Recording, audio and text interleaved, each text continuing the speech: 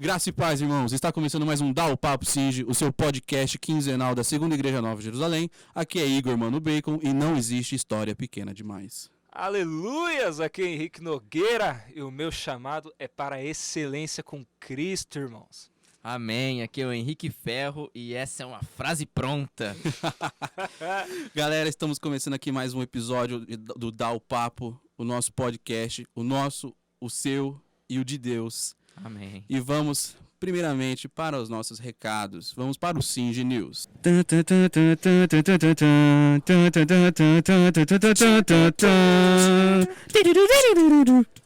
Bom, irmãos, e diferente do último episódio, hoje nós temos alguns recados, algumas notícias para dar. Primeiramente, vamos começar com o nosso querido Henrique Nogueira passando um recado sobre os nossos irmãos que estão na missão. É isso aí, gente. Já que estamos nessa época de pandemia, a igreja ainda não está podendo abrir, mas, pela glória de Deus, nós temos nossos irmãos aí espalhados pelo mundo, fazendo a obra do Senhor, né? Temos a família do Celso nos Estados Unidos, que estão bem, eles já estão começando a fazer pregações, para o pessoal que eles têm cuidado lá, nos Estados Unidos, que são o povo chinês. Temos o pastor Totti. Totti, gente, quem conhece o Totti sabe que não dá para parar aquele cabeça grisalha, né? Aquele cara lá, nossa, pandemia ou sem pandemia, ele tá fazendo as inovações, tá fazendo os projetos dele, segue firme e forte. Soraya, né? A Soraya que está... Eita, e agora pra eu lembrar onde é que tá a Soraya? Soraya tá na África do Sul, se eu não me engano, mas eu posso me retratar disso daqui depois. Mas, gente, vamos continuar orando pela vida dela. Soraya, ela tem a saúde fragilizada, né? Então ela tem feito alguns exames e tem pedido, alguns exames, por exemplo, da perna, parece que ela melhorou. Mas, continuando a saúde dela, a gente precisa estar orando para que ela continue a obra. Quem mais? Temos o Felipe Souza, lá em Campinas. Felipão, né, que não para também, é outro bateria, um pilha solta. O Felipe é o que veio fazer o retiro, né? Exatamente, Felipe Souza, pequenininho, magrinho, da boina na cabeça, muito bonitinho ele, é legal, se para pra pensar o Felipe Souza. Ele roubou a ideia da boina de mim. Ele tem um papo legal também, dava pra gente trazer ele, hein? Verdade, claro, hein? com Dá um papo aí com o Felipe Ele Souza. com todos eles, na verdade, né? Pois é. Inclusive, o pastor Totti foi ele quem me deu o apelido de Bacon. Verdade, olha aí, ó, fato histórico. Fato aí. histórico na Singe. No meio do culto, o cara me chama de Bacon. Então. Felipão segue firme e forte aí com a esposa, cuidando do filhinho recém-nascido, né? Que graças a Deus está bem de saúde, eles estão bem. E o Felipão segue atarefado na igreja, com o ministério e tudo mais. Então estejamos orando aí, né, para que Deus continue mantendo essas famílias de missionários. Amém. Outra coisa legal, gente, para quem não está sabendo, nós estamos com um relógio de oração na igreja. Isso mesmo. Você aí que estava esperando uma oportunidade para estar de joelhos na sua cama ou para parar de comer, tá aí. Relógio de oração e jejum. Pode parecer que é ruim, mas é gratificante, minha gente. É muito gratificante. Esse relógio de oração em específico não é só da nossa igreja. Isso é um movimento que está acontecendo no país inteiro. Então muitas igrejas estão aderindo. E por entender que é um momento em que a igreja precisa clamar a Deus, né? Já dizia o nosso Senhor, pede e dar-se-ás. Acho que é isso. Aí você pegou uma versão Rapaz, muito antiga. original no grego. Muito bom. Então é isso, gente. E as informações do relógio estão correndo nos grupos, né? Estão pra galera correndo, dar uma olhada Tanto o link também. de inscrição, né, quanto o pessoal da igreja criou um grupo, né, pra postar lá as informações. Então você aí que não tá dentro, né, que ainda não fez sua inscrição, faz lá, corre lá, manda mensagem pro pessoal aí, pra quem você tiver contato na igreja, que a gente agiliza aí, pra você ficar por dentro. Amém, é isso aí. mesmo. Eu acho que a gente pode deixar, né, o formuláriozinho da inscrição aqui na descrição do Eu acho podcast. Dá pra Isso. criar um link pra juntar no grupo, não dá? A gente pode Dá. criar o link pra Um pessoa link clicar no link e ir para isso. o grupo direto também. Tem esse tem detalhe. que conversar com os administradores, eles que conseguem gerar É. o link, né? Aí você vê Mas isso, é isso aí, agiliza. gente. É, Tem o projeto também, hashtag, né? Isso, projeto hashtag, pessoal. Vocês aí que estiveram aqui no nosso culto de carnaval, mini retiro de carnaval, né? Uma tarde de carnaval, não sei como chamar aquilo. Eu sei que foi tudo que tem no retiro teve numa tarde aqui dentro da igreja.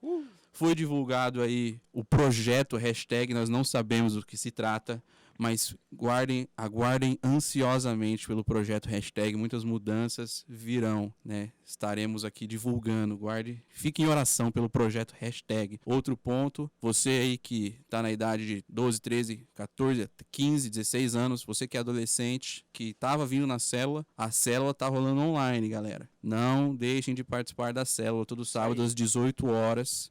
Tá tendo a célula de adolescentes, o Rafa, Elô, eu e a Ana Luísa estamos tocando a célula online. Já tivemos 2 encontros e estamos aguardando vocês. Acho que o Ministério de Louvor dos Adolescentes também está se reunindo online, né, Henrique? Isso, a gente tá se reunindo por volta das 4, 5 horas, né, nos sábados aí pra gente conversar, né, trocar uma ideia sobre as músicas que a gente vai cantar, né, sobre as dificuldades que a gente tá tendo, as facilidades também, assim, se você é adolescente, jovem, assim, da minha idade, né, Super jovem. 21 anos, quase 22 já, e você tem interesse, né, você toca alguma coisa, tava a fim de usar esse seu dom pra glorificar a Deus, cara, conversa com a gente aí, né? Quanto mais gente tiver, melhor, sabe? Quanto mais pessoas tocando, quanto mais pessoas querendo adorar e louvar a Deus, isso é maravilhoso. Eu não tenho palavras, né, pra definir quão bom é isso, porque Deus dá os dons pra gente, dá nossas habilidades, e assim, eu não sei vocês, mas eu tenho muita vontade de glorificar a Deus com isso, né? Com aquilo que eu sou bom em Sim. fazer, né? Porque Porque assim... se for com o que é ruim, aí fica mais complicado, né? Às vezes sobe meio ruim. Então, eu acho que, assim, o interessante disso é que eu gosto muito de fazer alguma coisa porque eu sou bom naquilo. E eu acho que Deus também vai gostar porque eu estou fazendo aquilo pra Ele, entendeu? Eu estou usando aquilo que eu gosto de fazer, eu estou usando meu tempo pra dedicar a Ele, né? Então, por enquanto a gente não tá tendo os ensaios ainda, né? Mas até dia 30, mais ou menos, aí a igreja ainda vai estar parada. Vamos ver como é que vai ser o andamento aí das notícias quanto ao isolamento. Mas quando voltar, eu acredito que a gente vai voltar com tudo, porque o fogo no nosso coração não se apaga. Isso aí. Aguardando ansiosamente pela possibilidade de se unir, né? E poder Isso. abraçar. É.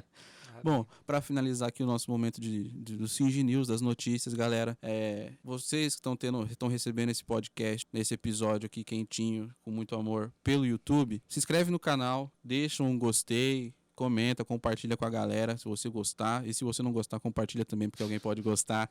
Eu sei que parece chato, mas a verdade é que para as coisas no YouTube funcionarem, tem que ter pelo menos o feedback da galera na plataforma do YouTube. Então, se você deixar um like, se você comentar, se você compartilhar, isso vai estar mostrando para o YouTube que o conteúdo é bacana. E isso vai estar atingindo mais pessoas. E, consequentemente, a palavra de Deus vai estar atingindo mais pessoas. Quem sabe algum dia a gente não chega aí no top 1 do YouTube, né?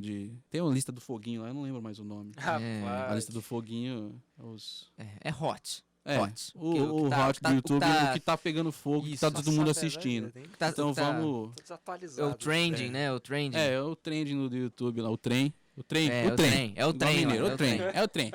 E também pra gente ter um feedback, né? A gente aqui vai saber se vocês estão gostando ou não. Vocês também podem mandar o feedback aí nos nossos WhatsApps.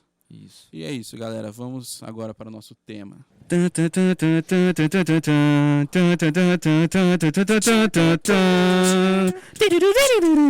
Spoiler aí, mais ou menos, do título do vídeo, né? Do nosso episódio número 2, Dossiê Dá o Papo, quem nós somos, ou quem somos nós, não sei como é que vai ficar aí depois Vamos ver. de upar no YouTube.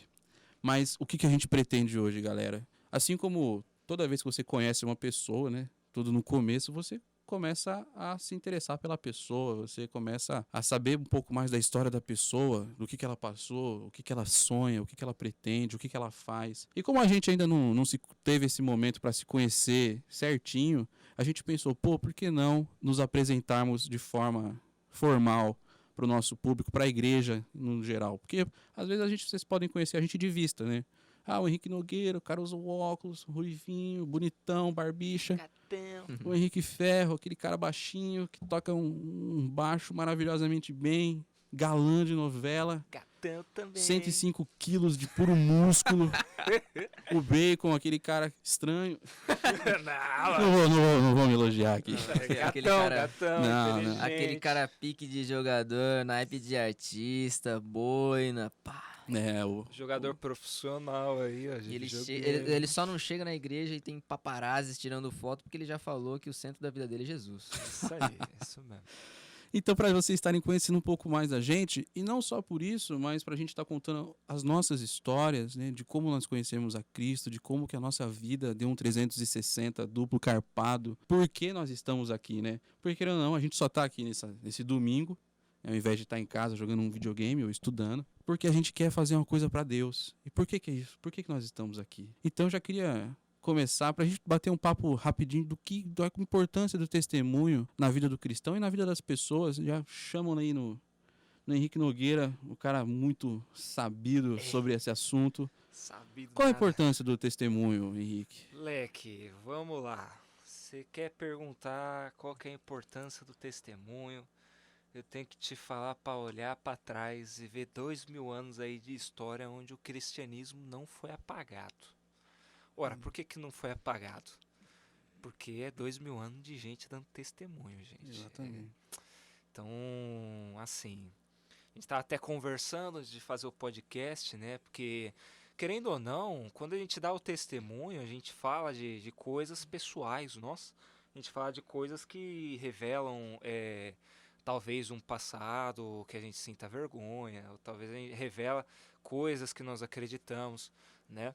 Mas o testemunho, ele tem essa importância, porque ele diz na íntegra no que Jesus mudou na nossa vida, sabe? Tipo, a gente teve um encontro com Jesus. Às vezes a gente já até conhecia Jesus, mas teve um momento que a gente deixou ele colocar a mão na nossa vida e as coisas mudaram. Essa é a importância do testemunho. Eu costumo dizer que onde há mudança de testemunho na vida de um crente, há testemunho. Falei certo? Às vezes eu misturo as palavras na minha cabeça. Vou repetir só por mudança de vida. Onde há mudança de vida na vida de um crente, há testemunho. Vamos marcar aí, ó. Frases ícones. Próximas frases de início. Ó, Henrique, você, em vez de falar frase pronta, mande essa. Beleza, eu vou mandar essa. Frases lendárias aqui do podcast.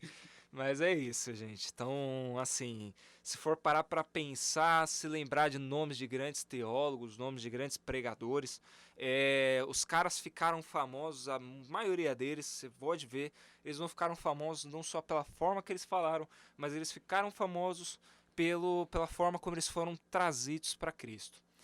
Eu acho que eu posso citar aqui o próprio Lutero, né, o nosso grande patriarca da Reforma, que era da Igreja Católica, né? E por estar ali totalmente inconformado de como era se pregado, não dá nem para dizer se era pregado, né, o evangelho naquela época. Eles liam a Bíblia em latim e ninguém entendia nada, né? Não entendia nada. Era basicamente isso. Bem isso. Então, E tinha as questões das cartas. Nossa, eu esqueci a palavra, mano. Que a galera comprava. Assim, você sobe de joelho ali, compra uma carta, você tá perdoado. E tinha também os itens sagrados, né? Basicamente isso. Nossa, tinha um nome certo pra essas coisas. lasca da cruz, né? Pra consagrar alguma coisa. Era carta de... Eu vou procurar aqui, Henrique, pode ir falando, eu vou encontrar a palavra certa. Qual que é a desse nosso patriarca reformista? Então, o cara era coroinha, se eu não me engano. Ele tinha uma posição na igreja e...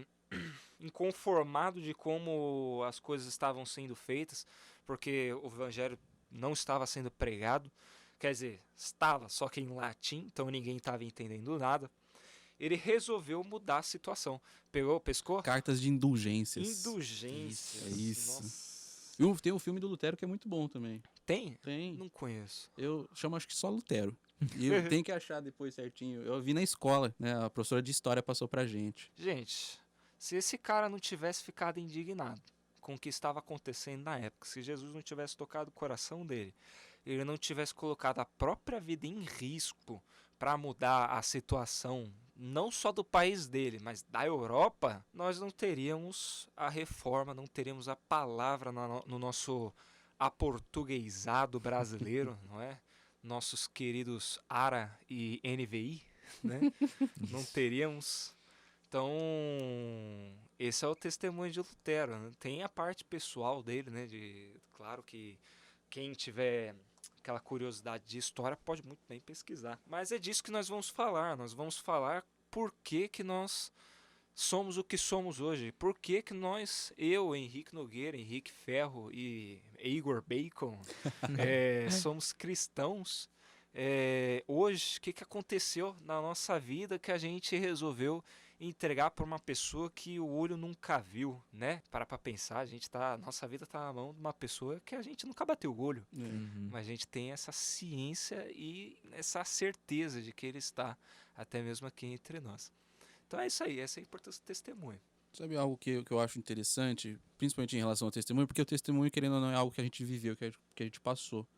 E acho que lá na segunda carta aos Coríntios, logo no capítulo 1, Paulo diz assim: porque fomos consolados, consolamos. Então, primeiro você passa por aquilo, para aquilo, ela não vai ser em vão, o que você passou, porque alguém pode estar passando por algo similar.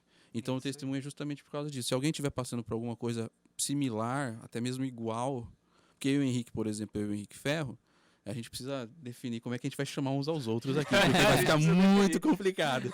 Mas a gente, poxa, teve um curso aqui que estava tendo na igreja, acho que de liderança. O João Rafael e o Betinho tinham convidado a gente para vir. E aí teve um momento assim que era para as duas pessoas estarem, tipo, formavam as duplas, e aí o que Deus falasse com você, você tinha que ouvir o que Deus queria falar para outra pessoa através de você. E o Henrique comentou de uma situação que ele tinha passado.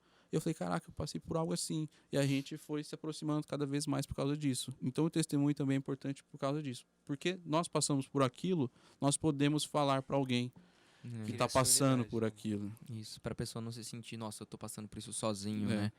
Ela vai ter aquele apoio. Por mais que você sofra, você não vai estar sofrendo sozinho, né? Exato. Você vai estar compartilhando o sofrimento com outra pessoa e isso alivia o fardo, né? Isso te dá uma sensação, assim, de gratificação, eu diria, sabe? Você conversar com aquela pessoa e ela, assim, entender 100%, porque ela tá passando, claro que por contextos diferentes, mas pela situação igual a você. Entendeu? As mesmas lutas que você tá tendo, essa pessoa também tá tendo. E compartilhar esse tipo de experiência é muito bom, sabe? Você ter essa liberdade, né? Porque, assim, você sabe que aquela pessoa tá passando pela mesma coisa, então ela não vai te julgar. Ela vai saber que, tipo, poxa, isso é difícil mesmo, tem esse ponto aqui que é complicado pra mim e eu tô com dificuldade nisso, eu tô com dificuldade naquilo. E conforme você fala, vai tirando isso do seu coração, vai aliviando, sabe? Vai te dando aquela sensação de que as coisas podem melhorar, né? Que tudo é passageiro, né? Nosso foco tem que ser no que é eterno. É aquela sensação, tipo, eu tô no buraco, mas alguém já saiu do buraco. Então eu posso sair do buraco. Exatamente. É o que Jesus fala, né? Tem de bom ânimo. Eu venci o mundo. Exatamente. Já dizia também, não vou saber qual que é o endereço, mas a palavra diz, Salomão, rei Salomão falou, né? Que não existe nada de novo debaixo do céu. Exato. Então, assim... todo mundo já passou por nenhum sofrimento é novo para a humanidade, muito menos para a gente, essa nova geração. Então, assim, se você tem um sofrimento, uma dificuldade e você tem fé em Cristo Jesus, tenha ciência de que você tem uma igreja inteira assim, para estar andando junto com você. Você pode não caçar só os pastores. Às vezes o testemunho que a gente der aqui pode tocar o seu coração, pode mostrar para você que realmente as pessoas enfrentam isso que eu enfrentei hoje, que eu estou enfrentando hoje. Então, nós somos instruídos, gente, não é aconselhado não, que pode ou não fazer. O Senhor Jesus nos instruiu, nos direcionou, quase que uma ordenança que a gente esteja em comunhão auxiliando e suportando uns aos outros, né? Suportando de ter que aguentar mesmo, acabar chato da vida, e suportando de dar suporte, dar um ombro amigo ali, ajudar o cara que tá capengando, estende a mão, mano, levanta ele. Nós somos instruídos a ser assim, né? Exatamente. É melhor serem dois do que apenas um. Porque se um cai, o outro estende a mão. Exato. E aí é 3, porque se o outro cai, o outro estende a mão. E 4 e assim por diante. Bom, e para começar, vamos seguir a ordem da introdução, eu acho melhor. A gente já Sim. passa aqui Pode ser. ao Henrique. Ah, você vai dar seu testemunho primeiro, não? Eu primeiro? Opa! Hoje Peraí, eu então, quero peraí. Posso só fazer um adendo aqui? Claro. Aproveitando essa conversa que a gente teve. Só para... eu acho que é o Teófilo Hayashi que falou isso. Não tenho certeza de que um cara que... Eu tava ouvindo uma vez uma pregação e ele falou uma coisa muito interessante, cara. Isso é o do Dunamis, né? Isso. Isso. Atos foi escrito para ele. Muito bom, muito bom. Mas E só para ele. eu vou falar um negócio pra vocês que, tipo assim, ele falou que é muito interessante, sabe? Isso não tá escrito na Bíblia diretamente, entendeu? Tá? Ele parafraseou ali algumas coisas, né? Mas que é muito verdade, sabe? Porque, principalmente a gente que é jovem, adolescente, tá passando por essa coisa, porque a gente tá muito mais próximo dos nossos amigos do que da nossa família, dos nossos pais, né? Eu vou dar o meu exemplo pra vocês aqui, que, por exemplo, eu estudava de manhã à tarde. Eu ficava à noite com os meus pais e nos finais de semana, que geralmente eu saía pra ver meus amigos. Então, assim, vocês têm uma ideia que a gente tá passando a maior parte do nosso tempo com essas pessoas. E ele fala o seguinte, pra gente se cercar, claro, a gente vai ter muitos colegas, que são pessoas assim que a gente conversa, tem um contato, mas não são amigos de verdade, aquelas pessoas que a gente conta, se abre e tal. E esses amigos, ele diz pra gente se cercar, não precisa ser todos, mas pra gente se cercar de pessoas que são cristãs, de pessoas que têm essa mentalidade de Cristo, sabe? Porque, de repente, você vai fazer alguma coisa de ruim, que a gente vai falar sobre os nossos testemunhos, porque, assim, por exemplo, eu fazia muita coisa errada antes de entrar na igreja, né? Então, você tá aqui, pá, vou fazer um negócio errado. Eu não sei qual que é o seu problema, você não sabe qual é o meu ainda, mas a gente vai fazer alguma coisa errada. E, poxa, existem uns filtros que vão entrar por causa desses seus amigos que estão cercados pra você. Porque se você fizer tal coisa, como que eu vou falar isso pro Henrique Nogueira? Que eu fiz tal coisa, cara. Como que eu vou falar isso pro Igor? Que eu fiz aquele negócio que eu falei pra ele que eu nunca mais ia fazer porque me deixava mal. Como que eu vou falar isso pra Thalita, cara?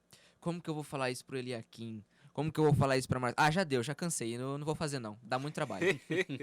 Sabe? Vai ser mais trabalhoso se justificar. Exatamente. Do que- É uma coisa que tipo, ajuda a não fazer. Você pensar naquilo e falar assim, poxa, se não entra na sua cabeça ainda que você vai magoar Jesus, vai magoar os seus amigos que você tá ali todo dia. Entendeu? Às vezes você tá novo na caminhada, tal, tá entrando, ainda não tem muito aquele feeling. Porque assim, eu, por exemplo, quando penso em alguma coisa que eu magoei Jesus, eu caio chorando. Eu não posso nem pensar muito, que eu já começo a ficar meio emotivo aqui. Mas, imagina isso, entendeu? Você tá lá, vai fazer alguma coisa que vai deixar os seus amigos tristes, porque seus amigos querem o bem pra você. E se você já falou pra eles que você vai fazer algo que te faz mal, eles não querem ouvir você falando que fez isso de novo, não é verdade? Então, tipo, você se cercar desse tipo de pessoa, ter isso próximo de você, é muito bom pra essa caminhada, pra essa comunhão, né? Vai lá, Igor, Poxa, agora vou começar comigo? Vou dar brasa. comece. Ah, bom, então. Meu nome é Igor. Ter Não, 22 eu tenho 21 para 22, faço 22 anos agora no dia 30 de abril. Nossa, glória. chutei perto. É. Vamos lá. Olha, o cara chutou, não sabe a minha idade. Né?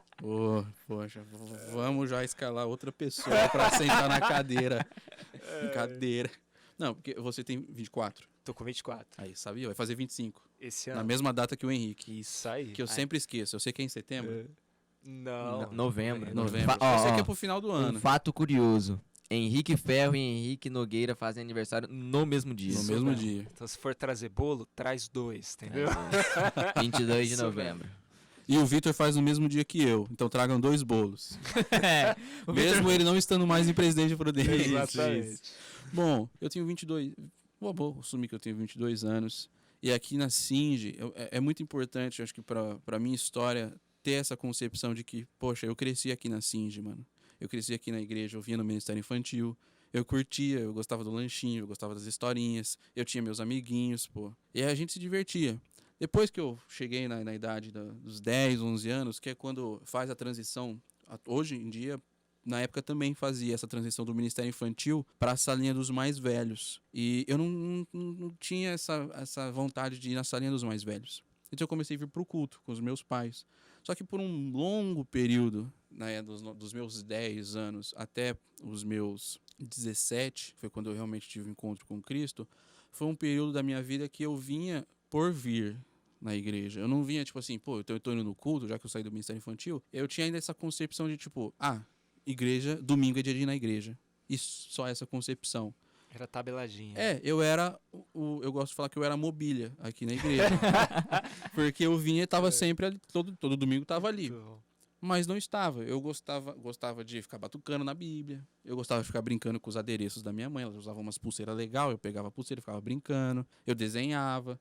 Ou seja, eu vinha e não prestava atenção, não tinha nenhum interesse realmente em estar na igreja, que a gente sabe que a gente tem que vir para buscar Deus. Então eu vinha por vir, porque meus pais vinham. E mesmo estando crescendo na igreja, eu tinha essa concepção errada, equivocada do que era ser cristão, que era só vir à igreja. O tempo foi passando. Nesse meio tempo, eu inclusive me batizei, né? Eu tinha subido para a sala dos mais velhos nesse dia. E aí a pessoa pegou e falou assim: vai ter o batismo, vocês querem batizar? Eu peguei e falei: eu vou batizar então. Sabe, quero comer a ceia, vou me batizar. Porque não pode comer a ceia depois de batizar, eu vou batizar. Batizei e tal. E até na época eu falei assim: então já que me batizei, vou ler a Bíblia, né? Aí eu li Mateus. Eu acho que nesse período entre a minha conversão e esses períodos que eu saí do Ministério Infantil, eu devo ter lido Mateus pelo menos 3, 4 vezes. Falei assim, agora eu vou emplacar Mateus. Pá, começa em Mateus e terminava Mateus. Aí dava um tempão sem fazer nada, sem ler a Bíblia. Vou emplacar, vou ler Mateus. Pá, li Mateus, vou começar de novo. E aí devo ter lido Mateus 5 vezes, apenas. Tentando emplacar na vida aí com Deus e nunca. E beleza, assim eu fui crescendo como mobília na igreja. Ou seja, sem base, uma base muito sólida, formada, sem raízes, né? Não estando me alimentando de Cristo, simplesmente vindo por vir e até mesmo não querendo mais vir para assistir o Fantástico. Rapaz. Gostava de assistir o Fantástico, gostava de assistir o Domingo Espetacular, que é o do Olá, tudo bem, né? Olá, tudo bem? Olá, tudo bem? Verdade. Eu gostava e às vezes chegou uma época que eu nem queria mais vir na igreja, né? Beleza. Aí começa tendo esse contexto de que, poxa, eu conhecia Deus, eu orava todos os dias, aquela oração automática. Eu sabia que existia Deus, eu acreditava em Deus, mas eu não conhecia a Deus. Eu não vivia com Deus. Chegou ali meu colegial, 2014, 2015, 2016, para ficar mais exato. Cheguei no primeiro colegial, lá na minha escola eu estudava na Adventista, e unificaram as turmas da tarde, parou de ter o colegial à tarde e foi tudo para manhã. Então chegou uma galera nova. Eu não vou citar nomes para não comprometer as pessoas que fizeram parte da minha história, mas durante essa época, 2 fatos muito importantes eles tomaram o controle da minha vida. Primeiro, foi justamente nessa época que eu comecei a me questionar sobre o que era ser feliz, sobre qual era o sentido da vida. Eu comecei a me questionar muito sobre, será que eu sou feliz? Eu não me sinto feliz, eu não sei o que é felicidade. E foi nessa mesma época que eu me aproximei muito de uma amiga minha. A gente ficou muito amigo mesmo. Era uma pessoa que era tipo uma intimidade muito grande comigo. A gente era muito amigo mesmo. E inclusive surgiu um interesse amoroso por essa pessoa. Então eu tinha uma melhor amiga que também era o meu interesse amoroso. E eu nunca tive essa concepção que hoje em dia é muito comum, tipo, vamos ficar. Não, eu sempre quis namorar e construir uma família. Então eu tinha um interesse muito grande naquela pessoa. Porque eu me identificava muito com ela, a gente era muito amigo, a gente era muito íntimo, e eu queria construir uma família com ela no futuro. E aí foi acontecendo que na minha busca pela felicidade, né, eu lembro que teve um momento, isso eu acho que no primeiro colegial ainda, que eu estava conversando muito com um colega lá de turma, que tipo, a gente sentou junto e tal, a gente estava conversando, cara. E eu naquele vazio, tipo, o que é ser feliz? O que é felicidade? E isso me atormentava diariamente. E eu comentando com ele, cara, eu não sei se eu sou feliz, mano, eu acho que não vale a pena viver. Não vale a pena viver porque eu não sei o que é ser feliz, eu não sou feliz enquanto eu vivo. E falei pra ele, mano. Ele falou assim, para, Igor, não, deixa quieto. Mas ele me apoiou bastante, né? Eu lembro que exatamente nesse dia eu tinha até escrito uma carta, mano. Tipo assim, não vale a pena viver. Eu tinha, tipo, botado meus sentimentos no papel e entreguei pra ele. Falei assim, lê aí, isso é o que eu tô sentindo. Porque eu não queria falar, eu não conseguia exteriorizar isso, eu simplesmente escrevi. Mas o meu desejo era, tipo assim, eu quero ser feliz, eu não sei o que é ser feliz. Eu quero viver, mas eu não sei o que é viver. Aí, linkando esse vazio com o meu interesse na minha amiga, vou chamar de Mariazinha, na Mariazinha, né? Eu e a Mariazinha, beleza. Então, hoje em dia eu tenho essa concepção, mas na época eu não tinha. Porque, pra mim, naqueles momentos, naqueles 2, 3 anos de colegial, 2 anos mais ou menos, tudo o que eu desejava pra minha vida, de ser feliz, de encontrar uma razão pra viver, eu depositei nela. Eu depositei no meu relacionamento com ela. Tipo assim, nossa, é ela que eu quero casar, é ela que eu quero ter filhos, é ela que eu quero viver com ela. Essa é a pessoa que vai trazer razão pra minha vida. Eu lembro que eu escrevi a cartinha de amor, quem nunca, né? Eu escrevi a cartinha de amor e um dia eu coloquei, eu escrevi isso expressamente, que tipo, ela tava no centro, alguma coisa assim, ela estava no centro das minhas vontades, tipo, eu quero te fazer feliz, eu quero viver por você, eu quero viver em razão de você, você é a base, sabe? Então essa foi a chave, eu acho que essa foi o ponto principal do problema. Porque como eu depositei todas as minhas esperanças, todo o meu chão era aquela pessoa, as pessoas erram, as pessoas te desapontam, as pessoas não são constantes, né? Eu mesmo não sou constante com meus amigos, eu até peço perdão já, porque, por exemplo, poxa, eu considero muito os dois, acabou os de dois falar que que estão... me tirar do podcast. Eu tava pedindo perdão. Não, eu considero muito vocês dois, outras pessoas, mas eu não me vejo como um amigo constante, tá ligado? Eu troco ideia de vez em quando, mas eu não sou aquele cara que tá sempre junto. Sou falho nisso, e as pessoas são falhas nisso. Então, todo o sentido da minha vida estava depositado numa pessoa falha. Ou seja, aquilo que eu procurava estava pautado naquela amizade, naquele interesse amoroso, naquela possibilidade. E para piorar a situação, essa pessoa, ela correspondia aos meus interesses. Só que ao mesmo tempo, do nosso relacionamento de amizade, a gente nunca chegou a ter nada sério assim, tipo, estamos namorando. Mas a gente passava por coisas, intriga, problema, briga. Era um relacionamento, não vou dizer tóxico, mas tinha dias que estava muito bom a nossa convivência e tinha dias que estava um saco, mano. Porque às vezes a pessoa brigava do nada, sabe? Coisa de adolescente. Coisa de gente que não sabe o que é da vida ainda. Então, a gente falha. Coisas de pessoas. Então, por exemplo, eu passava, uma semana no céu. Então, acontecia uma briga, por exemplo, e às vezes sem razão alguma, o meu mundo desmoronava. Porque aquela pessoa era o meu mundo. Então, as minhas esperanças, elas cessavam. Então, começou a surgir dentro de mim um sentimento tipo assim, eu não posso suportar isso. Eu não quero continuar assim.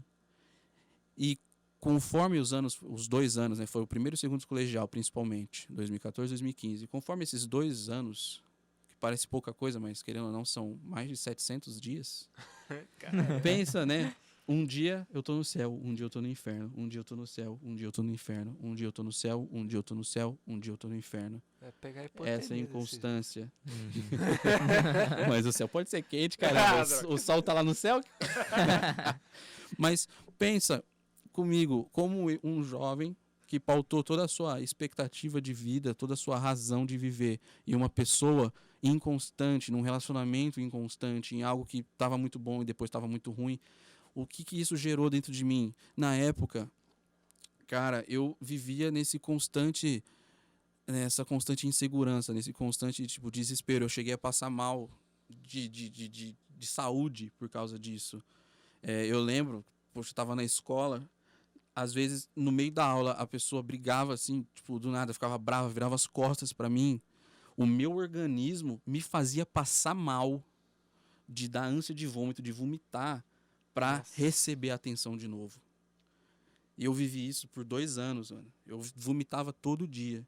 Eu acordava, tomava banho e vomitava no banho. Aí chegava na aula, tava bem.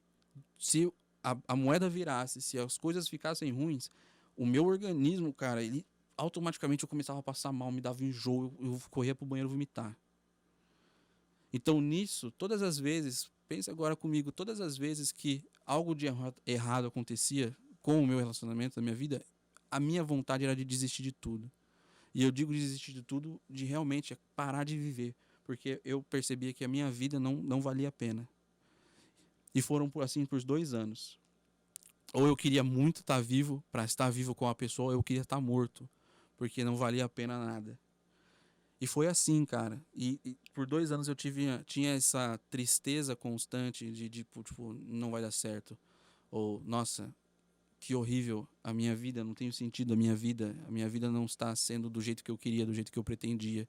Eu quero morrer, eu quero morrer, eu quero morrer, eu não quero continuar vivo. Só que, graças a Deus, eu sempre fui medroso. Porque eu sempre tomava essas decisões assim, tipo, na calada da noite. Falava assim, eu não quero mais viver. Eu vou me matar. Eu vou acabar com a minha vida. Só que eu não tinha coragem. Tipo assim, mas como é que eu vou fazer isso? Eu vou enfiar uma faca em mim? Nossa, mas qual será que é a sensação de eu vivo sentindo uma faca cortando? Será que vai doer? Tipo, vai doer, vai ser muito estranho. Qual que é a sensação da faca cortando carne? Nossa. Qual que é a sensação do meu corpo sendo cortado? Será que eu corto os pulsos? Será que eu tento dar uma facada rápida no coração? Será que eu coloco a faca na cabeça e bato na parede? E eu pensava constantemente sobre isso. Como é que eu vou fazer isso? Eu não tenho coragem para fazer isso. Até que um dia eu estava orando, foi um dia, eu não lembro o que aconteceu, mas eu sei que eu estava muito mal, estava chorando. Eu estava orando e falei assim, Deus, por favor, não me deixa passar dessa noite. Eu não quero continuar vivo. Eu não tenho motivo para continuar vivo. A minha vida é um saco. Eu não tenho razão para viver. E onde eu deposito as minhas esperanças, as minhas expectativas, isso me faz mal. Eu não quero continuar vivo. Por favor, me mata durante essa noite. Não me deixa acordar. E eu acordei. E eu vivi 2 anos e meio, basicamente, nessa rotina desesperadora. Então, quando eu conheci a Cristo, tenham esse outro contexto, que eu estava vivendo disso, eu não tinha razão para viver, eu não tinha vontade de viver. E, bom, o tempo foi passando, esse é o contexto maior do meu testemunho. Eu tinha esse sentimento de desistir o tempo todo, inclusive às vezes, atualmente não, mas já na faculdade, depois de convertido, já tive de novo essas sensações de tipo, algo deu errado, eu não quero enfrentar esse problema, eu quero acabar com isso. Já tive uns sequelas desses tipos de problema, de tipo assim, ai meu Deus, não vou conseguir, é melhor acabar com tudo. Mas graças a Deus eu já tenho uma razão para viver. E é nisso a gente vai entrar agora. Começou a ter a geração eleita, a célula dos adolescentes. Foi no final de 2015 que eles fizeram até um jantar. Minha mãe comprou os tickets, sei lá o que era. Os ingressos. E veio eu, acho que minha mãe, não lembro se meu pai veio, mas meu irmão e eu viemos. E eles deram até um copo. E foi como se fosse o evento de abertura da geração eleita. E eu não queria ter vindo. E minha mãe fez eu vir. E aí minha mãe começou a me obrigar a todo sábado vir aqui na célula. A lendária tia Márcia. A lendária tia Márcia, das fotos de natureza, me obrigava a vir na célula. E a gente teve um acordo. Ou eu ia na célula dos adolescentes, ou eu ia na célula de terça-feira dos adultos, que era a célula que ela fazia parte. Inclusive, tamo junto, Juliano. É nóis. E aí eu falei assim, beleza. Então eu comecei a ir na célula de terça. Mas depois eu comecei a vir na célula de sábado. Mas eu não me relacionava com ninguém. Não sei se o Henrique se lembra. Chegava eu e meu irmão, a gente sentava, ouvia e ia embora. Eu gostava de conversar com o Rogério. E apenas com o Rogério. Não conversava com mais ninguém. Na época. E beleza, foi rolando. Aí entrou o terceiro colegial. Né? 2016. Mais ou menos, logo no começo, o João Rafael, não sei se vocês se lembram dele, tocava guitarra. Ele chegou assim na célula e falou assim, reuniu todo mundo em círculo, a gente estava sentado em círculo, eu lembro. Ele falou assim, galera, a gente está bolando fazer um Vida Vitoriosa só para os adolescentes. E a gente precisa saber se vocês compram a ideia. E eu sabia que o Vida Vitoriosa é porque ele é o retiro caminhão-chefe da igreja, posso dizer assim, o carro-chefe. Para quem não sabe, é o retiro que a igreja tem para os novos convertidos e tudo mais. E não só para os novos, se você também é velho, pode fazer, porque é muito bom. Opa! É o caminhão-chefe da igreja. Todo mundo sempre falou muito bem do Vida Vitoriosa. Eu já tinha escrito cartinha pra minha avó que fez Vida Vitoriosa, eu já tinha escrito cartinha pra minha mãe, eu acho. Não lembro se eu escrevi pra minha mãe. Eu não lembro quando ela fez. Mas eu já sabia o que era o Vida Vitoriosa. Inclusive, desde 2010, minha mãe já falava assim: Igor, por que você não faz Vida Vitoriosa? Eu falei: eu não vou fazer. Quando for hora, eu faço. E aí, nesse belo dia, o João Rafael falou: galera, precisamos saber quem vai fazer o Vida Vitoriosa. Vocês topam. Aí foi de um em um. Ah, tal pessoa? Ah, vou. Tal pessoa? Vou. Tal pessoa? Não vou. Tal pessoa? Vou. Igor. Na hora eu falei assim: eu vou. Eu não sei o que me compeliu a dizer eu vou. Porque eu já tava vindo na célula obrigado. Eu não conversava com ninguém. Eu conversava só com o Rogério. E eu falei: eu vou. E o Iago, não sei o que surgiu no coração dele, mas ele foi logo em seguida e falou que ia também. E beleza, marcaram a data, sexta, sábado e domingo. E eu lembro que foi chegando perto, eu pensava assim: bom, se é pra fazer, vamos fazer sério. Foi em março. Eu não lembro os dias certinho. Eu não sei se foi antes ou depois do aniversário do Iago, porque a gente comemorou o aniversário do Iago no Vida Vitoriosa, você lembra? Lembro. O aniversário do Iago é dia 16 de março. Inclusive, ó, tamo próximo da data. Tamo aí, né? Quase no aniversário. E eu me lembro que foi uma sexta à noite, um sábado após o almoço, e a gente ia ficar do sábado até domingo, a hora do culto na igreja. A gente dormiu aqui na igreja. Aí eu pensei: então, se vai pra fazer, eu vou fazer sério. Sério, né? Vamos ver se esse bagulho é verdade mesmo. Cheguei aqui, eu lembro que eu sentei bonitinho na cadeirinha, e o Rogério veio conversar comigo, ele bateu uma foto comigo, eu tenho essa foto até hoje, porque foi o dia que a minha vida mudou. Porque começou a pregação, beleza, eu prestando atenção, aí foi indo, e aí chegou determinado momento, para você quem fez, passou por isso, e para você que não fez, desculpa, mas eu vou estragar. Que é um momento que eles falam assim: ah, galera, fica aí de cabeça abaixada, fechem os olhos, fiquem em oração. Aí eu, beleza, fechei o meu olhinho e tal, tava de olho fechado, tava orando, tava pensando, né, no que tava acontecendo, em tudo que eu tinha vivido. E aí alguém veio, eu acho que eu tava de chinelo. Eu só ando de chinelo. Momento Tirou o meu chinelo e começou a lavar meu pé, os meus pés, porque eu tenho 2. Muito bom, muito bom. E a pessoa, na hora que ela começou a lavar meus pés, foi ali que eu posso dizer que Jesus se mostrou para mim. Assim como Saulo, que caiu do cavalo e viu Jesus lá: Saulo, por que você me persegue? Jesus, Deus, Espírito Santo, os três que são um e um que são três, eles se mostraram para mim e me mostraram que eu não estava sozinho, que existia um amor, eu me sentia amado, porque é um amor muito maior do que qualquer outra pessoa poderia oferecer, que a minha vida fazia sentido, que o sentido da minha vida era Jesus Cristo. Porque o que aconteceu? Quando a pessoa começou a lavar meu pé, automaticamente eu comecei a pensar assim: nossa, Jesus Cristo está lavando os meus pés. Não é a pessoa que está lavando, não é, sei lá, o Jorginho. Eu não lembro quem foi. Eu lembro até quem foi. Eu lembrava, só que eu esqueci, você acredita? Você lembra? Não é essa pessoa que está lavando meu pé, é Jesus. E eu cresci ouvindo que Jesus era o Criador de todas as coisas, que Jesus estava com Deus no princípio, que no princípio era a palavra, que Jesus veio, morreu por mim. E naquele momento, Jesus se mostrou para mim e falou assim: olha só, eu que sou Deus Todo-Poderoso, eu que criei todas as coisas, eu que fiz o universo gigantesco do jeito que ele é. Eu tô lavando o seu pé, Igor. E sabe por que eu tô fazendo isso? Porque eu te amo. Nossa. Porque eu me entreguei por você. Você vê, Jesus me converteu antes da cruz. Eu já fui pego no lava-pés, não foi nem na cruz. Tem gente que é pego na cruz, no amor na cruz. Eu fui pego no lavando os pés. E, cara, eu chorei tanto.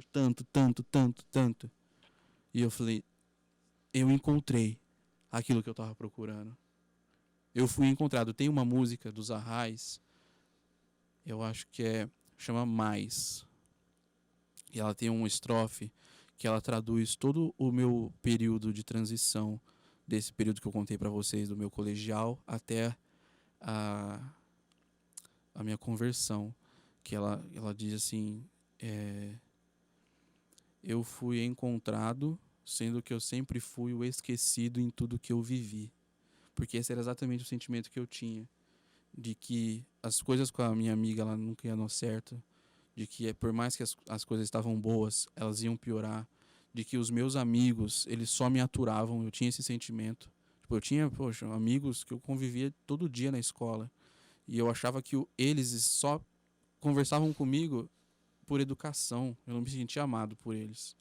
Eu tinha esse problema de aceitação. Eu achava que, eu tava com eles, mas, vocês estão sendo educados. É porque não tem mais ninguém para conversar. Eu tinha esse sentimento. Então, essa música, ela traduz exatamente o que eu sentia. Eu me sentia o segundo e Cristo me fez o primeiro. Eu me sentia o esquecido e Cristo lembrou de mim.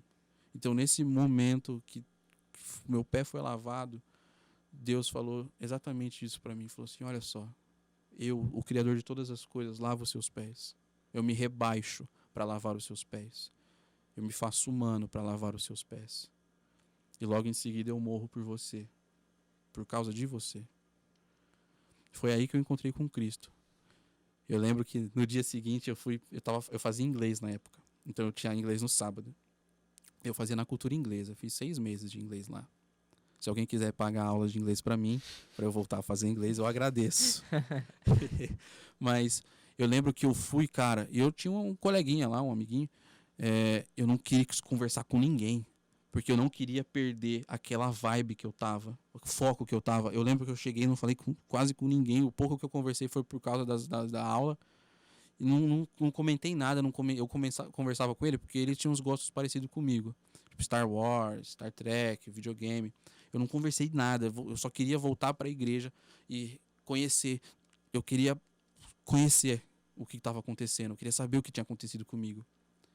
E esse é o meu testemunho principal. Foi assim que eu me encontrei com Cristo. Na verdade, foi assim que Cristo se revelou para mim. Amém. Porque eu não estava procurando Ele. Eu não estava buscando Jesus. E Ele se revelou para mim. Ele veio e me colheu. E aí Ele concretizou aquilo que eu tinha pedido para Ele lá atrás. Eu falei assim, Deus me mata. Deus veio e me matou. E me fez nascer de novo. Mesmo sem ter me batizado, né? Simbolicamente. E óbvio que depois disso foi um tempo, né, de transição. Né? As coisas não mudaram de repente. Eu fui mudando de vida até eu chegar no dia em que, poxa, eu largo tudo para estar com Deus. Eu quero estar com Deus, eu quero viver por Deus. E foi assim que a razão da minha vida passou a ser Jesus Cristo. Amém. E eu gosto, para finalizar, para não se estender muito, é uma frase que eu carrego comigo, que antes eu existia, com Jesus eu passei a viver. Que frase de reflexão, hein? Henrique, aguarda, anota Anota para o próximo frases episódio já. lendárias. Pá! Quando a gente for falar de vida, existência, já Essa lança. é minha, hein? Pá. Já peguei. Beleza. Nogs. Que nogs, rapaz. Que nogs. Nogs de Nogueiras. Pelo amor de Deus, o cara me chama de nogs. Eu tô me sentindo um nugget, aqueles que você tira do freezer. Nossa, irmão. Foi forte aqui. Foi forte a revelação, Vaso. Tá vendo, gente? É incrível, mano, a gente ouvir testemunhos, mano. Mas tudo bem, com esse chamado de Nogs aí, seria a minha vez de contar um testemunho. Engraçado que eu fiquei pensando, tava até comentando com o pessoal, não sei como que eu poderia contar o meu testemunho agora. Eu acredito que eu vou contar ele de uma forma diferente do costume que eu tenho de contar. Porque, querendo ou não, caminhando com Jesus, a gente vai se libertando, vai se curando, a gente vai se renovando. Caminhar com Jesus é você se libertar cada vez mais das amarras desse mundo, das amarras do pecado. Você se torna mais como Ele. Então, acho que eu vou adicionar algumas informações aqui que talvez sejam pertinentes ao testemunho. Coisas que eu tenho descoberto agora. Mas vamos lá. Vamos começar as Odisseias de Henrique Nogueira. Nosso testemunho começa quando eu tinha, vejamos, 12 anos de idade. 12 anos de idade. Então, gente, aquela história, eu era um molecote de igreja, crescido na igreja, ia junto com a minha mãe. Eu sempre me mudei muito também. Eu sou nascido e crescido em Guarulhos, morei em Salvador, depois voltei para Guarulhos. Acredito que é essa época aí que eu voltei para Guarulhos que o testemunho vai rolar. Nessa época, eu estava começando a prestar um pouquinho mais de atenção nas coisas que eram pregadas na igreja. Eu não, assim, gostava muito do pessoal, gostava dos pastores. Minha mãe disse que quando era moleque, eu ia encher o saco do pastor no final do culto. Eu ia, tipo, molecote, 5 anos. Assim, ô tio, Deus te abençoe, tio. Eu entregava a mãozinha pra cumprimentar os pastores. Era muito besta. Mas tudo bem. Mas beleza. Nessa época, quando eu tinha 12 anos de idade, que eu estava começando a prestar mais atenção nas pregações de quem era Jesus e tudo mais, eu tinha tomado a decisão de que eu queria me batizar. Eu tinha entendido que Jesus Cristo era o Filho de Deus, e isso realmente, com 12 anos de idade, eu tinha entendido que ele era Filho de Deus, e eu queria entregar a minha vida para ele. Então, conversei com a minha mãe tentou me dissuadir, porque eu tinha só 12 anos de idade, né? O que esse moleque vai saber do reino? O que ele vai saber para querer se batizar? Não, mas eu estava convicto. Então ela me levou para conversar com o pastor. Depois que eu bati o papo com ele, que eu dei o papo com ele, né? Dado o papo. Essa hora que o Homer, o Peter levanta e fala assim, aí, ele falou o nome do filme. Tipo isso. Aí depois que eu bati o papo com o meu pastor, ele me botou na lista do próximo batismo. Lembro até hoje, é pastor Levi, da Igreja Nova Dimensão de Guarulhos. Cresci lá, viu, gente? Se vocês forem pesquisar, tá da hora. Nos fitaram a igreja de preto. Tá muito loucão. Eu lembro aquelas igrejas... É uma assembleia, tá, gente? Então eu lembro que era... Vou dar esses detalhes só pra dar a pintura, tá, gente? Pra galera imaginar. Imagina aí. Porque eu cresci naquela igrejinha de assembleia, sabe? Aquela igreja que a parede é napolitano, sabe? É branco em cima e pintado embaixo. O púlpito de carpete, tem um candelabro gigantão atrás. Tinha sanfona? Tinha... Eu acho que tinha, velho. Ah, então eu tá acho fechado. que tinha. Tá fechado o estereótipo. É bem isso. E assim, depois de velho, assim, porque depois, com 3 anos, eu vou contar essa parte. Com 3 anos eu me mudei para Pernambuco. Mas depois que eu voltei de Pernambuco, fui visitar a minha igreja. Encontrei a igreja com as paredes pintadas de preto. Com a caixa do bateria tava agora vidrada ali. Tava outro naipe, entendeu? Tava uns negócios... O pastor não pregava mais de terno, ele pregava de camiseta mesmo, social e calça. Então, assim, eles entenderam que eles tinham um chamado para ser uma igreja jovem e eu achei isso fantástico, fantástico. Mas continuando. Com 12 anos eu me batizei. Estava seguindo firme e forte com Jesus, estava alegre, pomposo. Mas, como eu só tinha 12 anos, eu era uma pessoa imatura ainda. Na igreja... eu era de boa, mas no colegial eu era muito influenciável, muito influenciável. Meus amigos, eles achavam muito estranho tudo aquilo. E foi uma época que eu comecei a ficar com medo de me tornar uma pessoa alienada. Como assim, Henrique, se tornar uma pessoa alienada? Uma pessoa que não pensava por si só. Eu achava que eu podia estar tendo minha cabeça formatada pela igreja. Então, o que eu fiz? Com 13 anos de idade, eu fiz uma oração muito singela com Deus, que eu lembro até hoje. Eu virei para Deus, saindo do culto, tá, gente? De manhã, eu virei para Deus, no meu interior, eu fiz essa oração. Pai, eu vou me afastar do Senhor. Eu vou me afastar de você, eu vou me afastar da igreja, porque eu quero conhecer o outro lado da moeda. Eu quero conhecer o que o mundo diz. Porque assim não vão poder apontar para mim e dizer que eu sou uma pessoa alienada. Gente, eu senti um negócio no meu peito que na época eu não tinha o menor entendimento. Na minha época eu achei que era tipo, eu fiquei com medinho. Princípio de infarto. É bem isso, princípio de infarto. Cara, eu fiquei com medo de ir pro inferno. hoje eu tenho entendimento que aquilo ali dentro de mim foi uma dor tão grande no meu peito, parecia que tinham dado com os 2 pés no meu peito, e era o Espírito Santo chorando, era o Espírito Santo tentando me convencer, não faz essa cagada, garoto, você não sabe o que você está fazendo. Mas eu fui, não tinha entendimento de que era o Espírito Santo, fui. Então, com 13 anos, depois, eu me mudei para Pernambuco. Pernambuco, nos colégios que eu estudei, eu tive essa grande oportunidade de me enfiar nas bibliotecas do colégio e estudar as coisas que eu gostava. E, na época, para conhecer o outro lado da moeda, eu me lancei na filosofia e na sociologia. Então, eu li obras assim clássicas de gregos, romanos. Eu digo assim, Aristóteles eu lia bastante, que inclusive era um racista, muito filho da mãe, que ninguém sabe, né? Pitágoras, Platão, depois eu li Renascença, fui lendo os filósofos de acordo com as minhas aulas de história. Quanto mais a gente avançava no período da história, eu ia procurando as grandes mentes. Então eu li John Locke, eu li Bauer, não sei se é da época, tem um nome tem um nome parecido de Bacon. Tem um Bacon. Francis Bacon. Francis Bacon, Bauer, isso. Bauer eu acho que é Sigmund mais Bauer. atual, é um sociólogo aí que é mais atual. Eu li Voltaire, li um monte de coisa. Você leu Karl Marx? Karl Marx não li, não. Karl Marx não li, não. O pessoal vem dos meus professores, que era tudo sociólogo, né? Tudo sociólogo não, tudo socialista, me empurrava. Não, vai ler Karl Marx, vai ler não sei do que. Só nas esquivas. Eu falei, não, desculpa aí, mas eu tô querendo filosofia, não tô querendo política, não. Mas beleza.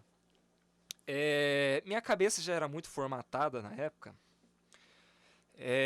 Eu já tinha esquecido já de Deus, já tinha esquecido da época da igreja, mas eu nunca abri mão da ideia de que poderia existir Deus. Entenda você que está escutando que nessa época eu não professava mais a fé de Cristo. Então, para mim, o batismo foi um pulinho nas águas, só. Eu lembro que eu tive uma época que eu me considerei ateu. Eu considerei que Deus não existia. E depois eu vi que isso era insustentável. Na minha concepção, nas minhas ideias, eu entendi que não tem como você renegar a existência de uma força maior. Então eu comecei a me considerar agnóstico. Agnóstico, para quem não sabe, é aquela pessoa que não diz nem que Deus existe e nem que Deus não existe. Ela está em cima do muro. Então eu era assim. Ela considera uma força maior, mas não necessariamente a imagem de um Deus. Exatamente. Né? Pode ser a razão, por exemplo. Exatamente. Então eu me lançava nisso. Você vê a confusão que estava a mente do garoto. Nessa época, E aí é que pega, porque aqui eu vou ter que abrir o jogo aqui um pouquinho. Nessa época, eu sempre fui um garoto muito romântico das ideias. Gostava muito, mas tudo que eu queria na vida era namorar. Era só isso que eu queria. Então, spoiler, eu também. Bem isso. Se os moleques não tem nada na cabeça, né? Nunca dá uns beijinhos. Vou fazer o quê? Eu não ligo pra dinheiro, nunca liguei pra nada, só queria dar uns beijinhos. Mas eu sempre tive muita dificuldade com amor correspondido. E eu não digo só de tipo romanticamente. Minhas amizades nunca tive assim um relacionamento respondido. Eu já até me abri com ferro muitas vezes. Eu tenho essa dificuldade às vezes que eu me dou muito para uma pessoa e eu espero que ela me responda à altura, mas ao mesmo tempo, pelas dores da rejeição, eu não tenho confiança nem fé de que ela vai me responder. Isso foi muito chato, você se colocar numa posição dessa. Porque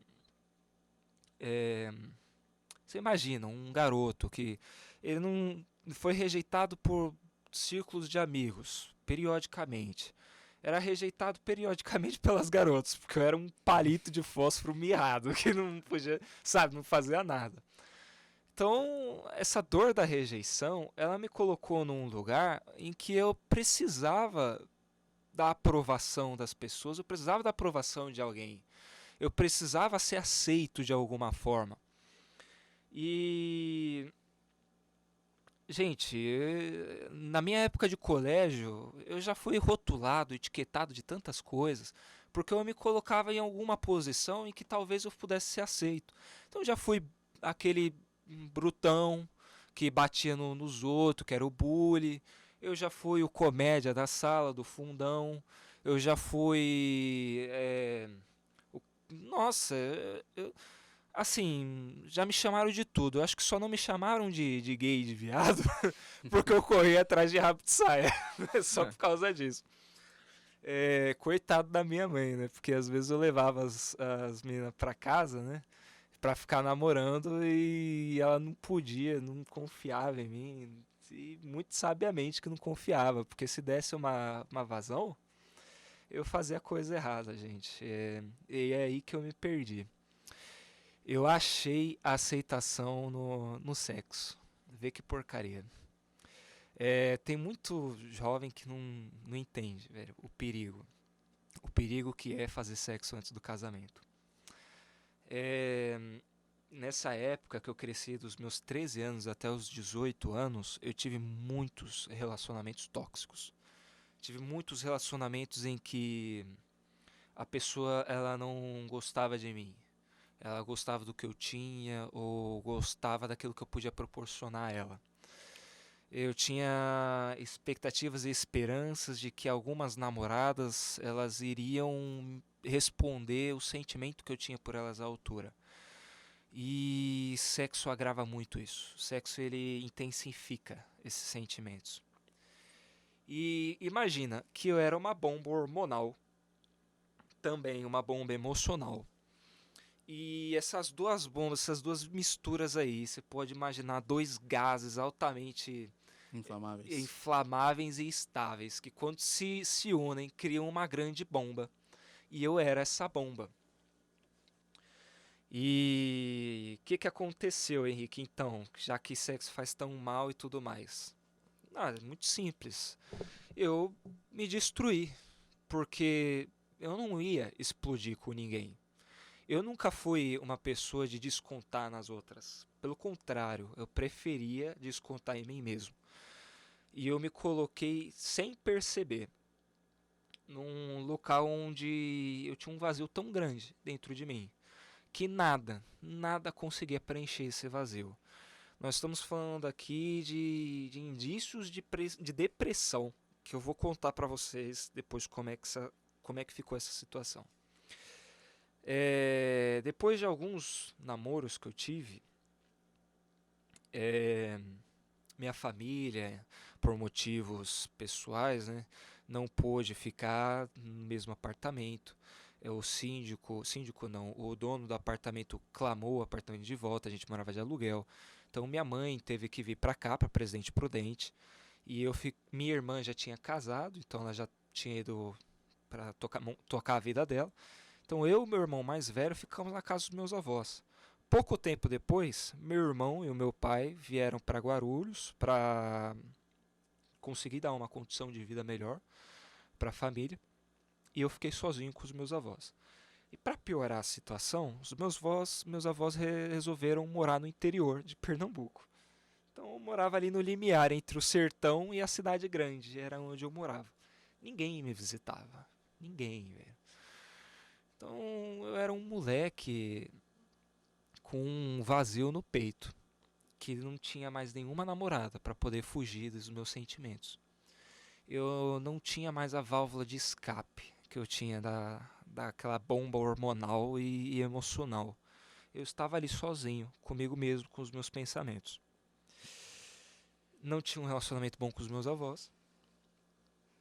Eles também não iriam entender. Até tentei expressar com eles, mas eles não entenderam o que se passava no meu coração, o que se passava na minha cabeça. E isso me levou a um estado de depressão profunda, profunda mesmo. Ah, Henrique, depressão é ficar só chateadinho, depressão é só ficar triste. Gente, você não sabe do que você está falando, irmão. Gente, ficar triste é algo normal, ficar triste é algo necessário para a vida. A pessoa que é alegre a vida toda, ela vive uma vida de falsidade. É necessária tristeza. Mas depressão, existem estágios que eu lembro nitidamente que eu passei. Primeiro estágio da depressão, eu comecei a questionar o porquê que eu estava ali. Por que as coisas estavam acontecendo daquele jeito. Eu estava começando a questionar para onde é que eu estava indo. No segundo estágio da minha depressão, eu já não ligava mais para essas coisas. Eu não ligava mais para a filosofia, não ligava mais para Deus. No terceiro estágio da depressão, eu vou detalhar esse sentimento porque eu acho importante que as pessoas entendam. Um estágio mais aguçado da depressão, você tem ausência de sentimentos. Oxe, como assim, Henrique, ausência de sentimentos? No terceiro estágio da minha depressão, o meu vazio, eu parei de sentir ele. Vê que tenso. Era um estágio onde eu ficava na cama o dia inteiro. Eu não tinha vontade de sair da minha cama, não tinha vontade de fazer nada. Por quê? Porque qualquer coisa que eu fosse fazer não tinha motivo ou objetivo. Eu vou ter que sair, porque eu acho que clonaram o cartão do meu pai, ele tá me ligando. Eita! Aí eu já volto. Eita. Vamos lá, gente. Beleza. Bacon vai lá, depois ele volta. Mas essa é a situação que eu me encontrava. Então, quando eu fiz 18 anos de idade, a minha mãe, ainda, né, em Pernambuco, ela falou que eu ia para um retiro de igreja, um retirão assim, uma semana de retiro, dormir numa barraca no meio do mato. Eu falei, você tá louca, mulher? Não vou não. Ela falou, você não tem poder de decisão. Fui obrigado, mas fui de cara fechada. Nessa época eu não tava nem em depressão. Nessa época eu só tava perdido mesmo na vida. Nesse retiro, eu não fiz amizades, eu não fiz parte das brincadeiras, eu não fiz nenhum tipo de relacionamento, com exceção de uma pessoa que no final do retiro, como a gente estava no mato, estava tendo uma fogueirinha, eu estava sentado olhando para a fogueira, meditando na vida. Essa pessoa deitou do meu lado para conversar, para puxar papo comigo. E a primeira coisa que eu pensei, mano, se esse cara vier falar de Jesus pra mim, eu vou dar um corte nele agora. Não quero nem saber. Mas, por incrível que pareça, ele veio conversar comigo de filosofia, de sociologia. Então a gente começou a conversar e ele começou a pontuar para mim as grandes mentes do cristianismo, né? Os filósofos que temos. Para que tem muita gente que não sabe, mas o evangelho é um berço da filosofia gigante. Se for pesquisar, você vai achar 1001 nomes de pessoas que mudaram a forma que o Ocidente pensa e mudaram professando a própria fé, né? Santo Agostinho, eu acredito que é um dos maiores exemplos que pode-se dizer disso. E esse cara conversando comigo, a gente conversando sobre filosofia e sociologia, eu parei para olhar aquela fogueira e eu senti muito forte no meu peito, como se tivesse uma pessoa falando para mim, tá na hora de voltar. E sem entender nada, eu olhei para aquela fogueira e eu falei pro cara, mano, eu quero aceitar Jesus de novo. Mal sabia eu que aquela vozinha ainda era o Espírito Santo dentro de mim, dizendo, tá na hora de voltar, você já tá tempo demais longe de casa, tá na hora de você voltar. E eu virei para aquela pessoa e eu me abri com ela, falei, eu quero voltar a professar a fé, eu quero voltar a ter um relacionamento com Cristo. Gente, vocês estão ouvindo um rangido, é o Bacon, tá? Vocês perderam a cara que ele fez agora. O medo de atrapalhar. Eu tentei ligar pro meu pai e ele não me atendeu, mano. Ele mandou mensagem dizendo que tava precisando falar comigo, porque tentaram usar o cartão dele, mano, de madrugada, e foi negado. Nossa. Caraca, mano. Só que agora eu liguei pra ele me ligou, eu atendi, ele desligou. Aí eu tentei ligar pra ele e não atendeu. Vamos orar no final, então. Vamos toca aí. Perdão, galera. Perdão. Relaxa. Mas vamos lá, gente, continuando. Eu me abri com essa pessoa fez um discipulado comigo, eu fiquei 2 anos fazendo discipulado com ela. Acho que eu fiquei dos 18 aos 20, né? Estudando o que eu entendia da Bíblia, estudando a fé, estudando também como as coisas no meu coração estavam acontecendo. Só que esse período que eu passei, eu cometi um erro fatal. Quando eu voltei para a igreja, eu voltei para professar uma filosofia, não foi para professar uma fé. Isso é perigo. Quando eu voltei para a igreja, eu comecei a ser seguidor de Cristo sem ter um relacionamento com Ele. Significa que eu joguei sobre as minhas costas todo o peso da lei de Moisés, eu joguei sobre as minhas costas todo o peso de viver uma vida de excelência, que é a vida que Cristo ensina a ter. Só que eu não tinha o relacionamento com Deus, que é justamente dar o descanso para você conseguir viver essas coisas. Eu não tinha. Eu acredito que isso foi o que me levou até a depressão. Foi uma mentira que acabou sendo construída na minha mente, na época que eu estudei filosofia, de que eu podia ser excelente pela força do meu próprio braço. Não se pode. Então, depois que a minha mãe viajou, que eu comentei, ela se mudou e a família desbandeou, que eu fiquei sozinho, eu estava sozinho por mim mesmo. Eu já era convertido. Tem muita gente que acha que a partir do momento que você se converte, você vai ser curado de todas as suas mazelas, você vai ser... Nossa, Jesus agora vai resolver sua vida. Não é bem assim não, irmão. Depende do seu relacionamento com Jesus. E naquela época eu não tinha nenhum. E nesse momento, o pior momento da minha vida, onde eu senti apenas vazio, não sentia nem vazio, só sentia escuridão dentro de mim, que eu ficava... Gente, eu ficava madrugando de noite assistindo TV, sem razão de fazer alguma coisa no dia seguinte, sem ter nada para fazer no dia seguinte. Então, o que importa se eu for dormir ou não? Tinha noites que eu ficava furtando o vinho do meu avô da geladeira. Ficava roubando o vinho do meu avô, velho, de madrugada. Tava nem aí. Um safado. Roubando vinho. Bebendo vinho e...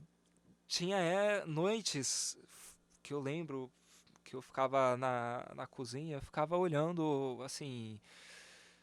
Eu ficava encarando umas pontas de faca, assim, sabe? Eu ficava encarando ponta de faca, gente. Eu pegava, às vezes, uns facão de cortar carne e eu ficava olhando aquela faca. Eu não sei o que se passava pela minha cabeça. Cheguei a ter momentos de colocar a faca contra o meu próprio peito. Fiz um pouquinho de força. Não sei o que se passava na minha cabeça. Eu tava com uma faca contra o meu peito. Eu tava pensando, será que eu afundo ou eu não afundo? Eu não sei por que eu não afundei aquela faca no meu peito. Porque eu tinha ciência de que, diferente assim de você, Igor, eu não tinha, assim, eu não sei se é a depressão. Eu não sentia nada. Às vezes, eu acredito que às vezes eu empurrava aquela faca contra o meu peito só pra sentir alguma coisa. Sério, era tenso. Então, pra mim, não tinha nada que me prendia de não afundar aquela faca no meu peito. Mas talvez porque na minha cabeça, na época, eu pensasse que suicídio seria uma forma covarde de sair da vida, eu não afundava. Eu acho que eu pensava comigo mesmo, eu falava, essa não é a forma que eu quero partir desse mundo. Eu aceito ser atropelado, eu aceito ser esfaqueado, eu aceito morrer de qualquer jeito. Mas eu não vou tirar minha própria vida porque isso é covarde e eu não acho que eu cheguei nesse nível. Isso. Eu pensava assim. Então, passou anos aí nessa situação. Eu já estava no fundo do poço. E teve uma tardezinha que eu subi no telhado da minha casa. Mas não para me jogar. Eu subi no telhado da minha casa para sentar. Tava um pôr do sol lindo. E pela primeira vez eu senti, assim, alegria. Depois de muito tempo, eu senti alegria. Eu consegui sentir alegria com a beleza da paisagem que eu estava tendo. Era uma sacada que eu estava ali. E olhando aquele pôr do sol, eu lembro que eu dei um sorriso, mas foi um sorriso que eu dei depois de muito tempo. E depois que eu dei esse sorriso, eu comecei a chorar desenfreadamente. Eu não sei, alguma coisa abriu dentro de mim. Eu comecei a chorar, só chorar. Eu não sabia o porquê que eu estava chorando. Eu não queria saber também. Eu queria que aquele choro parasse, mas eu não conseguia parar aquele choro. Eu não estava chorando alto, não estava assim, sabe? Eu estava fazendo aqueles choros dramáticos de uma gota só que sai do olho. Mas por algum motivo, por alguma razão, apareceu a empregada da casa. Do nada, assim, ela tava me procurando. Vai saber, ela nem me disse qual que é o motivo que ela tava me procurando. Mas foi, lembro até hoje que ela falou: menino, o que, que você tá fazendo aí nessa sacada? Desce daí, ô, desce, que é perigoso, não sei do que. Eu ignorei aquela mulher. E por algum motivo ela continuou me chamando. Desse ponto, ela não estava me chamando por algum motivo. Ela estava ali por alguma razão. Eu creio que era por alguma razão que ela estava ali. E, sabe, alguma coisa que na época não me fazia sentido. E ela se aproximou de mim e ela viu que eu estava chorando. Ela perguntou: ué, o que está acontecendo? Por que, que você está chorando? Eu não falei nada para aquela mulher. Eu estava ignorando aquela empregada. E nossa, eu lembro disso vividamente. Aquela mulher sentou do meu lado e ela começou a chorar junto comigo. Aquela mulher, ela sentou ali, ela pôs a mão no meu ombro, ela começou a chorar junto comigo e ela só falou uma coisa depois de um sei lá quanto tempo que a gente passou ali chorando. Ela só falou uma coisa pra mim: ele sabe, ele sabe. É só isso. Não precisava escutar mais nada. Eu não precisava ter escutado mais nada. Era aquilo ali que eu precisava escutar. Hoje eu entendo firmemente que aquela mulher que era evangélica né? Ainda tá viva. Ainda professa. E continua cuidando dos meus avós. Então, glória a Deus que tem uma porta do evangelho para os meus avós ali. Aquela mulher, ela foi levada pelo Espírito Santo para estar ali junto comigo. E eu não sabia por que eu estava chorando. Mas ele sabia.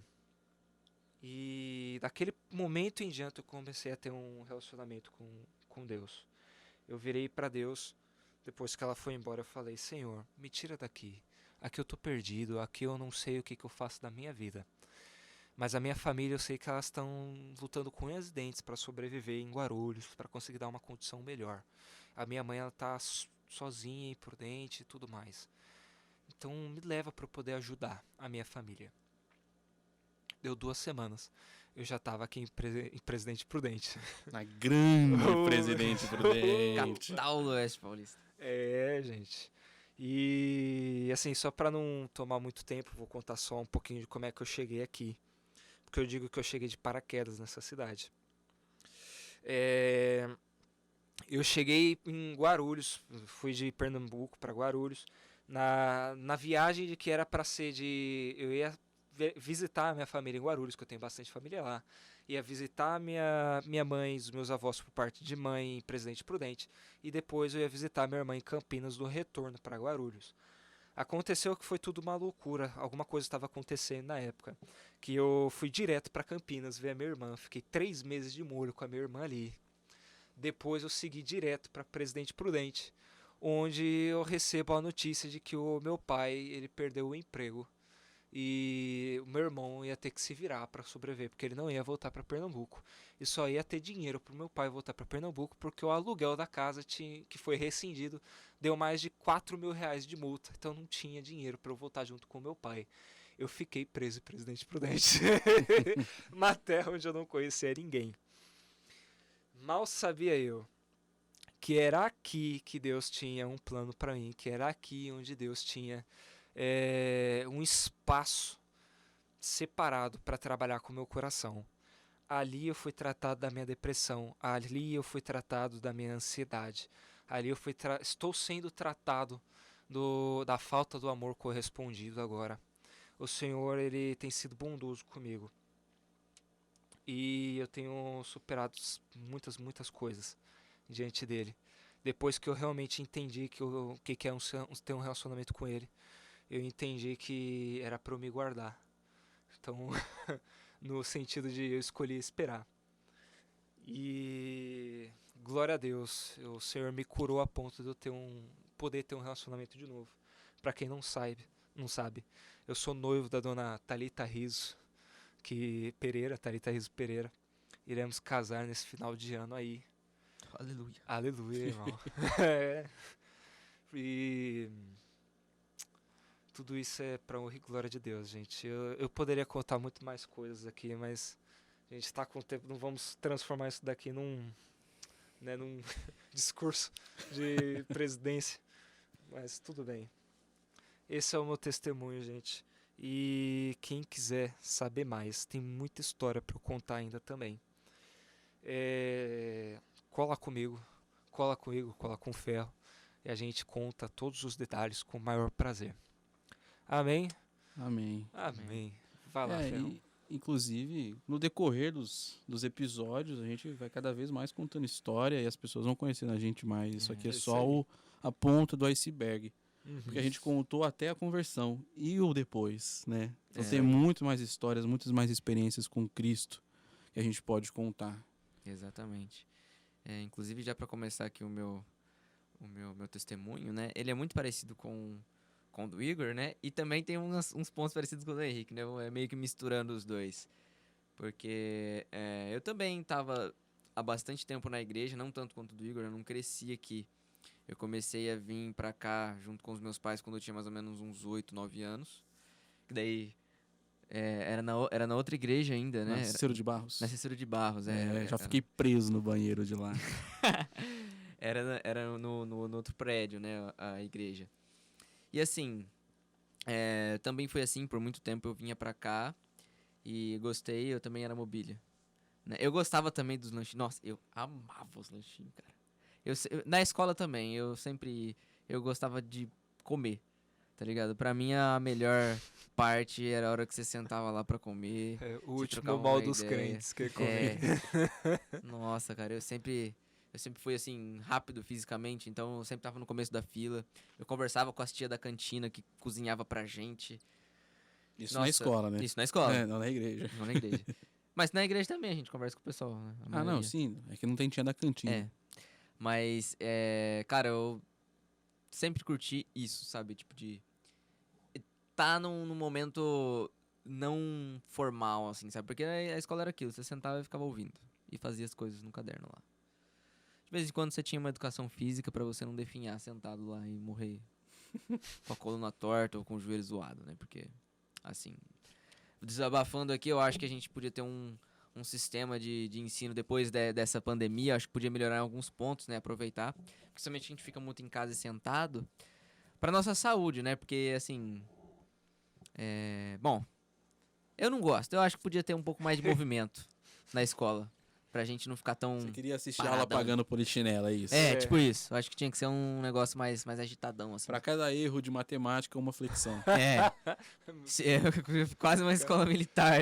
O Bolsonaro não dá aula. Tá ok, aqui é o plano de ensino, tá ok? Porque eu estudei muito de manhã e eu sempre ia pra escola com sono. Então eu dormi em algumas aulas, né? Mas, bom, foi assim, né? Eu também tive minha fase mulherengo, né? Eu tinha quando eu comecei a entender um pouco sobre a vida, né? Lá nos meus 10, 11, 12 anos, eu comecei a ter essa questão do vazio, né? Essa questão de, poxa, por que eu tô aqui?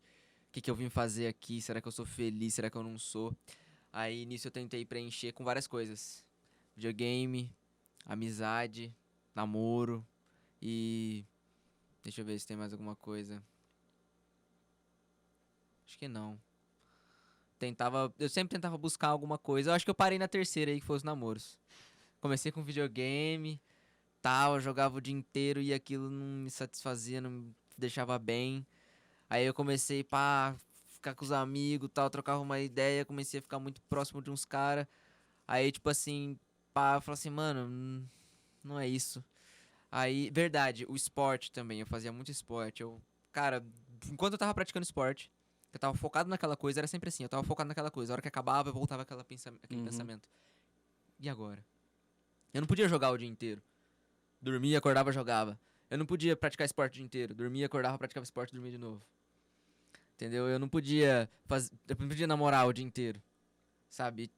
Mesmo quando eu tava com a pessoa, com algumas meninas que eu fiquei, que eu namorei, eu parava pra pensar, caraca, mano, já parei pra pensar isso enquanto eu beijava alguém. Olha só que patético, mano. Eu tava beijando a menina, eu tava pensando, mano, o que eu tô fazendo aqui? Agora Sabe? que tô, vou continuar. Agora que tô, vou continuar. O negócio tá interessante, né? Mas enfim. Eu chegava a ter esses questionamentos em muitas situações da minha vida. Tipo, eu sou meio fácil de desprender a atenção de vez em quando e de desviar a minha atenção. Então eu tava fazendo alguma coisa e naquilo que eu tava fazendo, eu tava concentrado naquilo que eu pensava, poxa, é isso a minha vida? É pra isso que eu sirvo, tá ligado? É isso? Eu jogo videogame, pratico esporte, dou uns beijinhos e só? É pra isso que eu vim nessa terra? Eu não tinha um propósito, sabe? Eu me sentia insignificante. Poxa, então se eu morrer, o que vai mudar no mundo? Se eu não estiver aqui, e se de hoje eu não passar, o que vai acontecer? O que vai mudar? Só minha família vai ficar triste? Meus amigos vão no meu velório? Não, o Henrique foi embora. As meninas vão dar graças a Deus que eu fui embora? E aí, é só isso? Essa é a minha vida? E eu comecei a entrar num estágio assim de... E agora? Aí eu fui começando a largar tudo, fui começando a parar de jogar e largar algumas amizades virtuais que eu tinha. Fui começando a parar de jogar bola, não me sentia mais prazer naquilo. Comecei a parar de conversar e sair com os meus amigos. E graças a Deus eu comecei a parar de ficar com as meninas e dar umas namoradinhas. E aí quando eu comecei a parar de fazer tudo, eu quase me vi fazendo nada. Eu comecei a entrar numa outra vibe. Fiz escola técnica à tarde, né? Eu estudava de manhã, estudava à tarde, chegava em casa, fazia exercício, comia e dormia. Esse era o meu dia. Entendeu? Enquanto eu tava lá, estudando, fazendo as coisas, no busão, conversando com uma amiga minha, tranquilo. Aí a hora que eu chegava em casa, comia, dormia, eu já tava tão cansado, eu não percebi que eu estava me enchendo de coisas pra me esgotar, simplesmente pra passar os dias mais rápido. Eu tinha um pensamento assim, cara, podia ter um botão igual no filme Clique, que eu aperto assim e pula pra parte da minha vida que eu sou feliz, tá ligado? Boa. E se não tiver, que pule pro fim, tá ligado? Porque não faz diferença. Eu me senti assim. Eu queria que...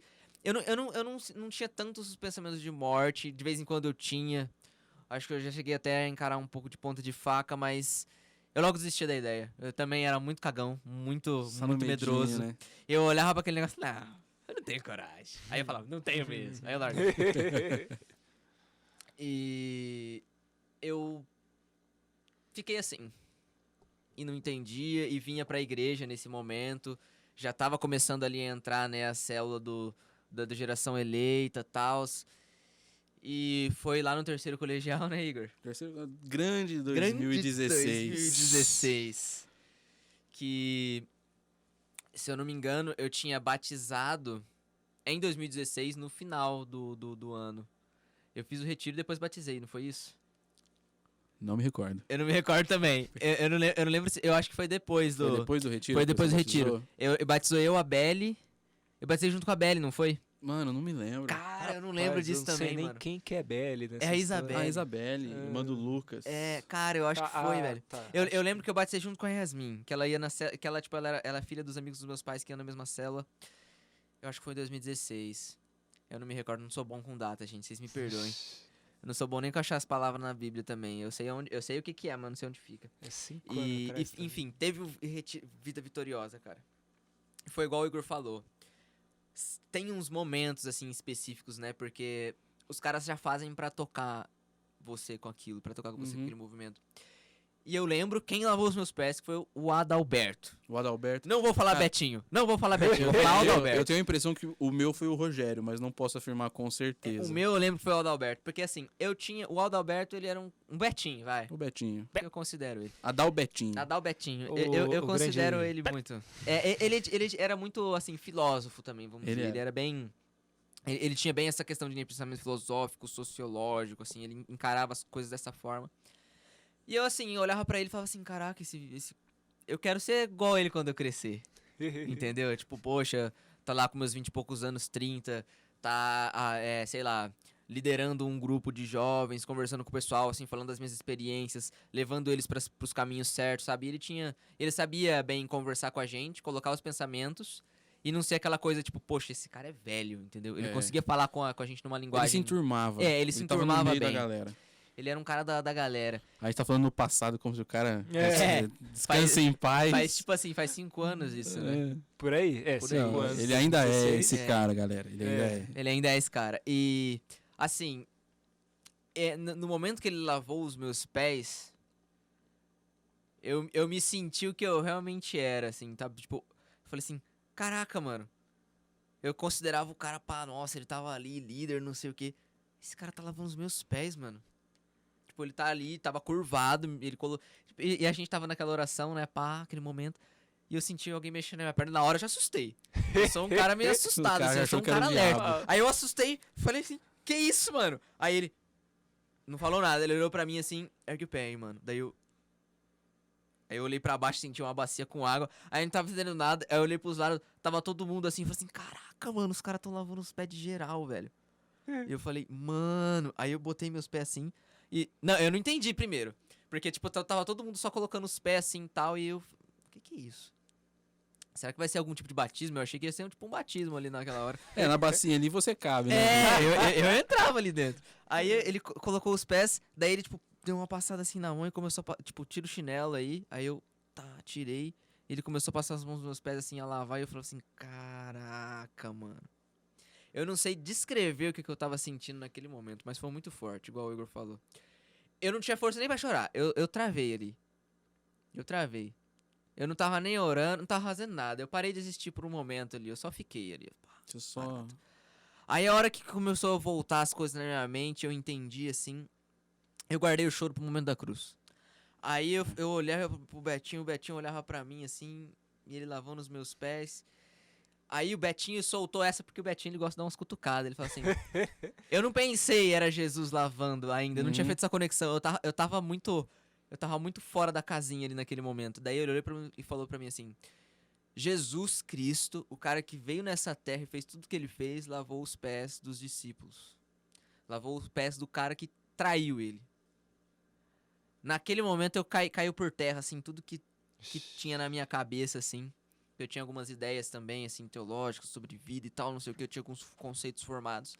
Na hora que ele falou aquilo, eu falei assim, cara, é isso. É sobre isso. É sobre isso. Não tem outra coisa. Não tem como ser outra coisa. Olha, eu podia estar fazendo qualquer outra coisa na minha vida, mas por um momento, uma coincidência, vamos chamar assim, naquele momento eu pensava que ia ser uma coincidência, eu tava ali e eu descobri aquilo. E eu senti algo que eu nunca tinha sentido antes, assim. Eu sou um cara meio diferentão, eu me senti significado. Eu senti que eu nasci pra fazer aquilo, pra estar ali. Aquele momento, eu nasci pra aquilo ali, pra aquele momento. E aquele momento me destruiu, porque eu me senti nada. Eu falei assim, cara, olha esse maluco, tá lavando os meus pés, eu não sou digno disso. Eu não sou digno dessa camisa que eu tô vestindo. Eu não sou digno da cadeira que eu tô sentando. Eu não sou digno de estar ouvindo essa música. Eu não sou digno de estar ouvindo essa pessoa falar. Eu não sou digno da minha mãe, do meu pai, do meu irmão, da minha escola, das minhas notas, das minhas conquistas, que, tipo assim, eu me considerava conquista no jogo, né? Nossa, zerei tal jogo. Ah, nossa, que conquista. A depender do jogo, vale a pena. Dependendo do jogo, vale a pena. Mas essas eram as minhas conquistas. Eu não sou digno do meu troféu de basquete. Eu não sou digno da minha medalha de futebol. Eu não sou digno. Nada disso, cara, eu mereci. Olha, eu comecei a lembrar e pensar das coisas do meu passado. Olha o que eu fiz.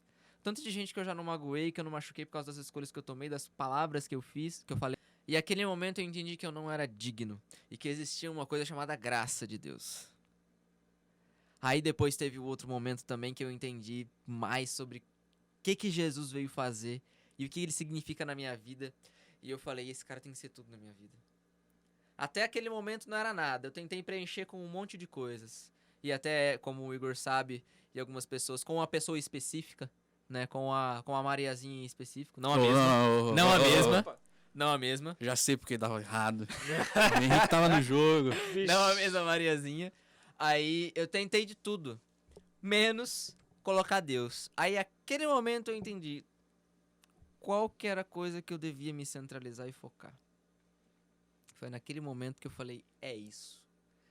E depois daquele momento em diante, né, nós vivemos, assim, infelizmente o Rick ainda não pegou o começo, ele pegou só o finzinho ali desse movimento que a gente teve do Geração Eleita. Que, cara, a gente viveu momentos, assim, de comunhão. A gente viveu igreja. Eu não tenho outra palavra pra definir. A gente viveu igreja. Com aqueles adolescentes e aqueles jovens. A gente viveu igreja ali por um período bom de tempo, assim, que Deus trabalhou na vida de todo mundo maravilhosamente, cara. Eu sei que alguns, não sei se todos, né, estão ainda no caminho de Jesus, como é que tá cada pessoa, né, se tá firme, se não tá. Mas, assim, naquele momento, eu fui, assim, feliz e de um sentimento de, tipo, poxa, eu não merecia nada disso, mas aqui tá Jesus me presenteando com amigos de verdade, com pessoas que só querem o meu bem, que estão ali comigo. Não é pelo que eu faço pra elas, não é pelo que eu faço elas sentirem, não é pelo que eu tenho, não é pelo que eu consigo fazer, ou que a gente faz junto, ou porque a gente joga bem junto, ou porque a gente, sei lá, toca bem junto, alguma coisa assim. Não era pela gente que a gente tava ali, era por algo maior, tá ligado? Isso que foi Quantos anos a galerinha aí nessa época? Acho que foi uns 2 anos. Tipo, Não, de 2016. a idade Ah, da não, a galera. idade Da galera. A gente pode dizer que eu e o Henrique, a gente fazia parte dos mais velhos. A gente já tava com 16. 16, 17 Então a galera anos. tinha, tipo, entre 13, 14 e 15. Tá, Isso. nossa. A maioria. Isso. A idade do meu irmão, que são 3 anos de diferença de Caramba. mim.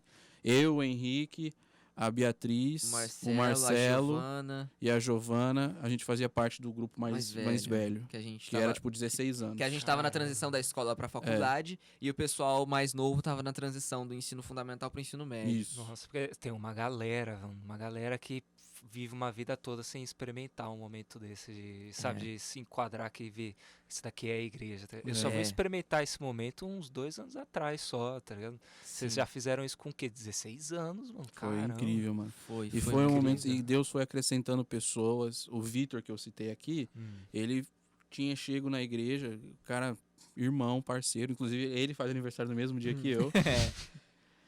Sabe? Foi chegando pessoas que só acrescentaram, tá ligado? Foi. O que Deus realiza depois, né? Foi É muito top, cara. É muito bom.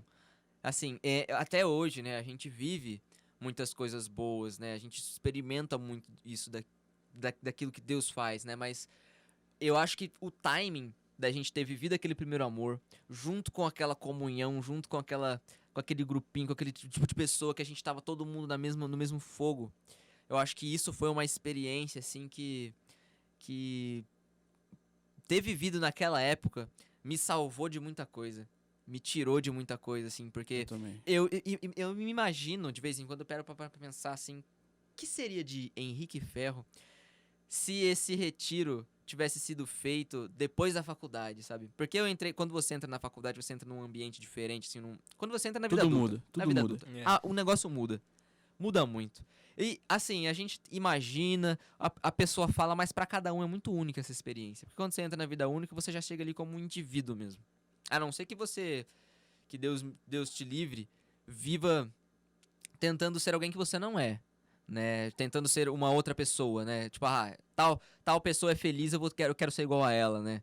Porque, claro, você pode ser feliz com as mesmas coisas que as outras pessoas são felizes, mas você tem que ter uma identidade, né? Tem que ser você. Você tem que ser você. E eu imagino o que seria de mim se eu entrasse naquela mesma vibe quando eu entrasse na faculdade.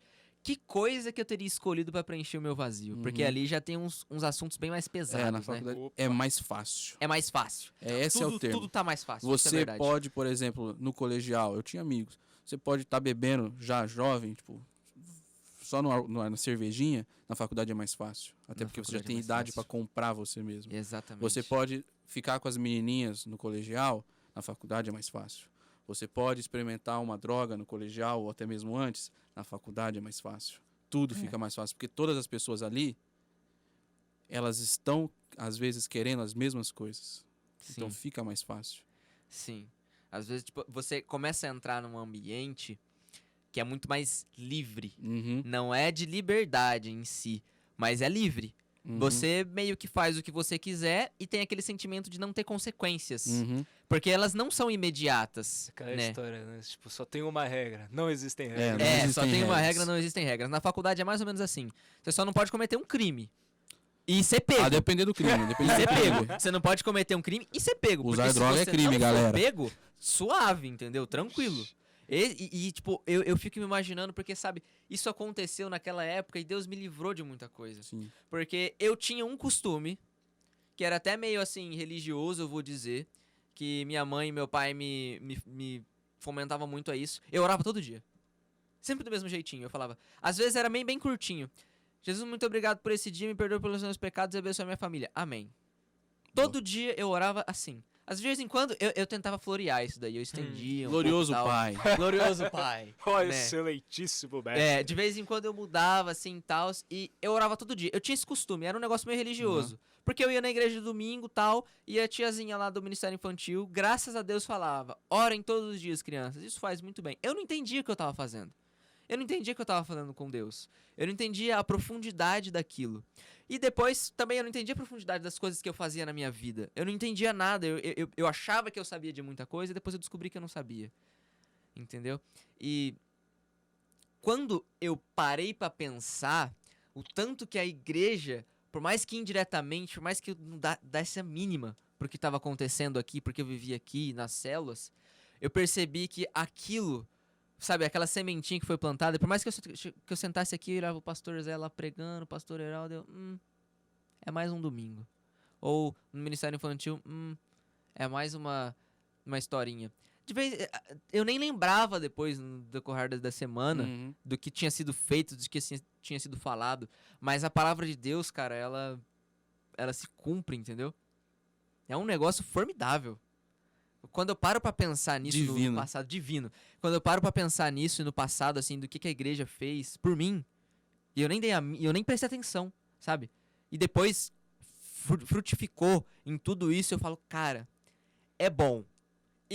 A única coisa que eu não me arrependo de ter feito antes de te falar assim, não, eu me converti de verdade, batizei e tal, eu fiz o de vitoriosa, foi ter orado todos os dias. De vez em quando eu parava no meio. Eu começava a orar, eu tava tão cansadinho no meu dia que eu parava no meio. Mas eu orava.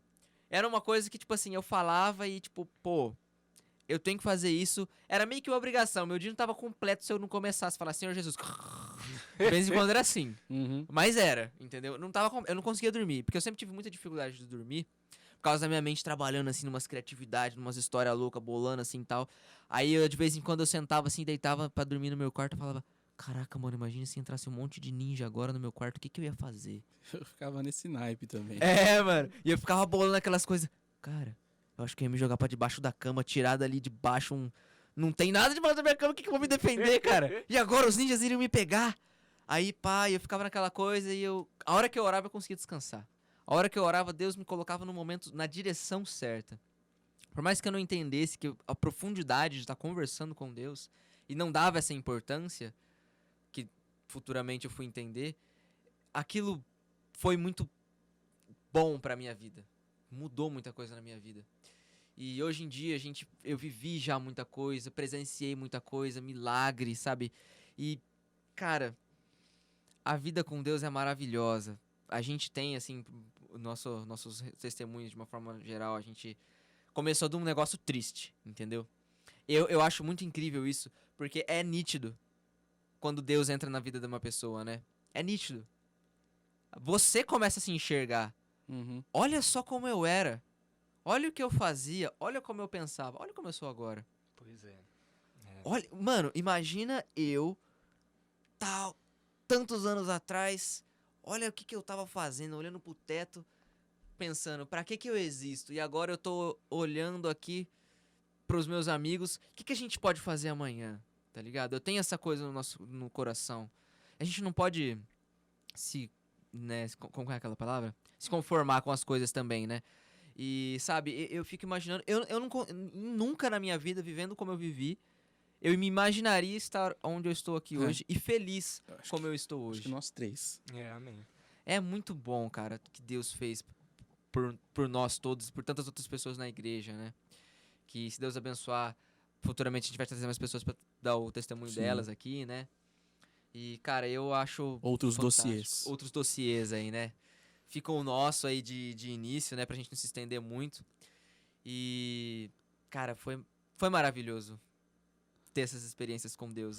Eu conto o meu testemunho, assim, das coisas que eu vivi. E espero que isso desperte esperança pra você se estiver passando por alguma coisa ou coisa diferente. Cara, Deus vai te honrar. Não tem outra coisa. Isso aqui eu profetizo na sua vida, porque não tem nem como errar.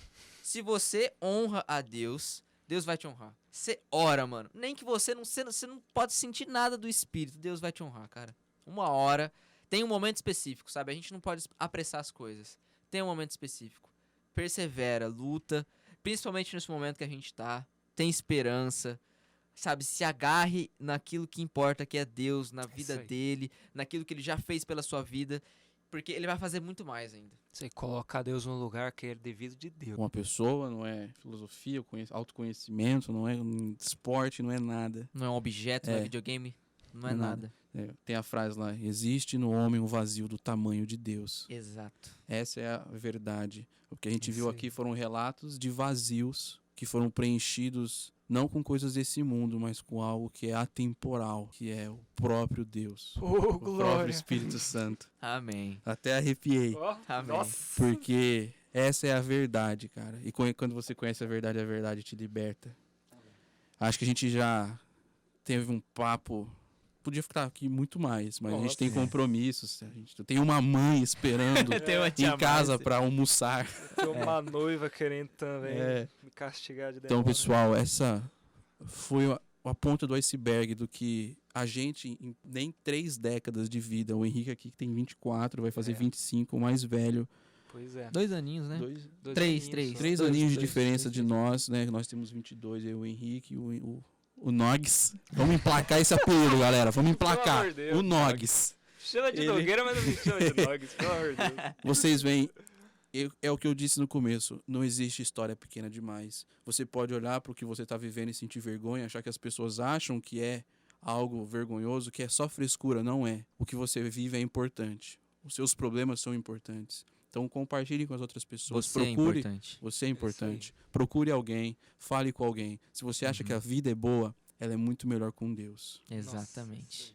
E- Vale a pena dizer também, galera, que isso daqui são só 3 testemunhos, tá? Se você tem o seu, você crê em Deus, você tem o seu testemunho, você ouviu aqui, mas sentiu ou então pensou, eu não tenho essa mesma experiência que eles têm, eu não tenho essa intimidade toda com Deus, meu testemunho é menor. Mano, repreende, irmão, repreende. Isso daí não Queima. não vem de Deus não, rapaz. O que Deus fez na sua vida tem importância, É cara. isso aí. Pode ser, tipo, num período curto, ou de repente, graças a Deus, eu espero a gente trazer alguém aqui assim, que o testemunho dela é assim, eu nasci e cresci na igreja e nunca me desviei. É. Que tipo assim, cara, às vezes a gente fica pensando, né, poxa, testemunho tem que ser aquela história de superação. Comovente, né? Cara que de o cara Ozotum. sai- Saí do mundo É. era pai de santo É, tipo E- isso, e- cara, eu saí... e me converti. Já Tipo com do Bozo, né? magia Tipo do negra Bozo. da Eu maçonaria. era o Bozo, fazia, acontecia, usava droga e virei pastor. Exato. Cara, tem que ser um negócio. Não precisa Não. ser isso. O que Deus faz na sua vida, independente da forma, que, assim, infelizmente é muito mais comum a gente vir da dor, né? Do que Uhum. continuar na alegria, nascer na alegria. Cara, é maravilhoso. Se você nunca teve nenhum problema, se você nunca precisou passar por esse vazio, né? Se graças a Deus, Deus sempre esteve na sua vida, cara, isso é um testemunho maravilhoso. Sim.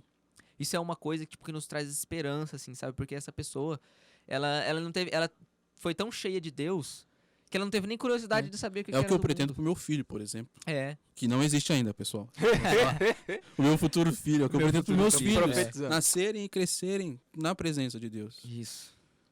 Eu não quero que eles passem o que eu passei. Diz a Exatamente. palavra, você ensina o seu filho o caminho que ele deve seguir, ele não Ele não vai vai se arredar o pé desviar. E dali toda a até, vida. eventualmente, aqui, nossos filhos espirituais também, né? Exato. Isso aí. Se, assim, de repente alguém se quiser se aproximar da gente, né? Tudo bem que a gente não é, assim, um pastor com aquela experiência e tal, mas Ainda. ainda, né? Aleluia. Eu Aleluia. diria que, assim, pra gente caminhar junto, né? Porque é isso que é legal. Caminhar junto, eu, Igor e Henrique, a gente caminha junto. Isso é comunhão, isso é igreja.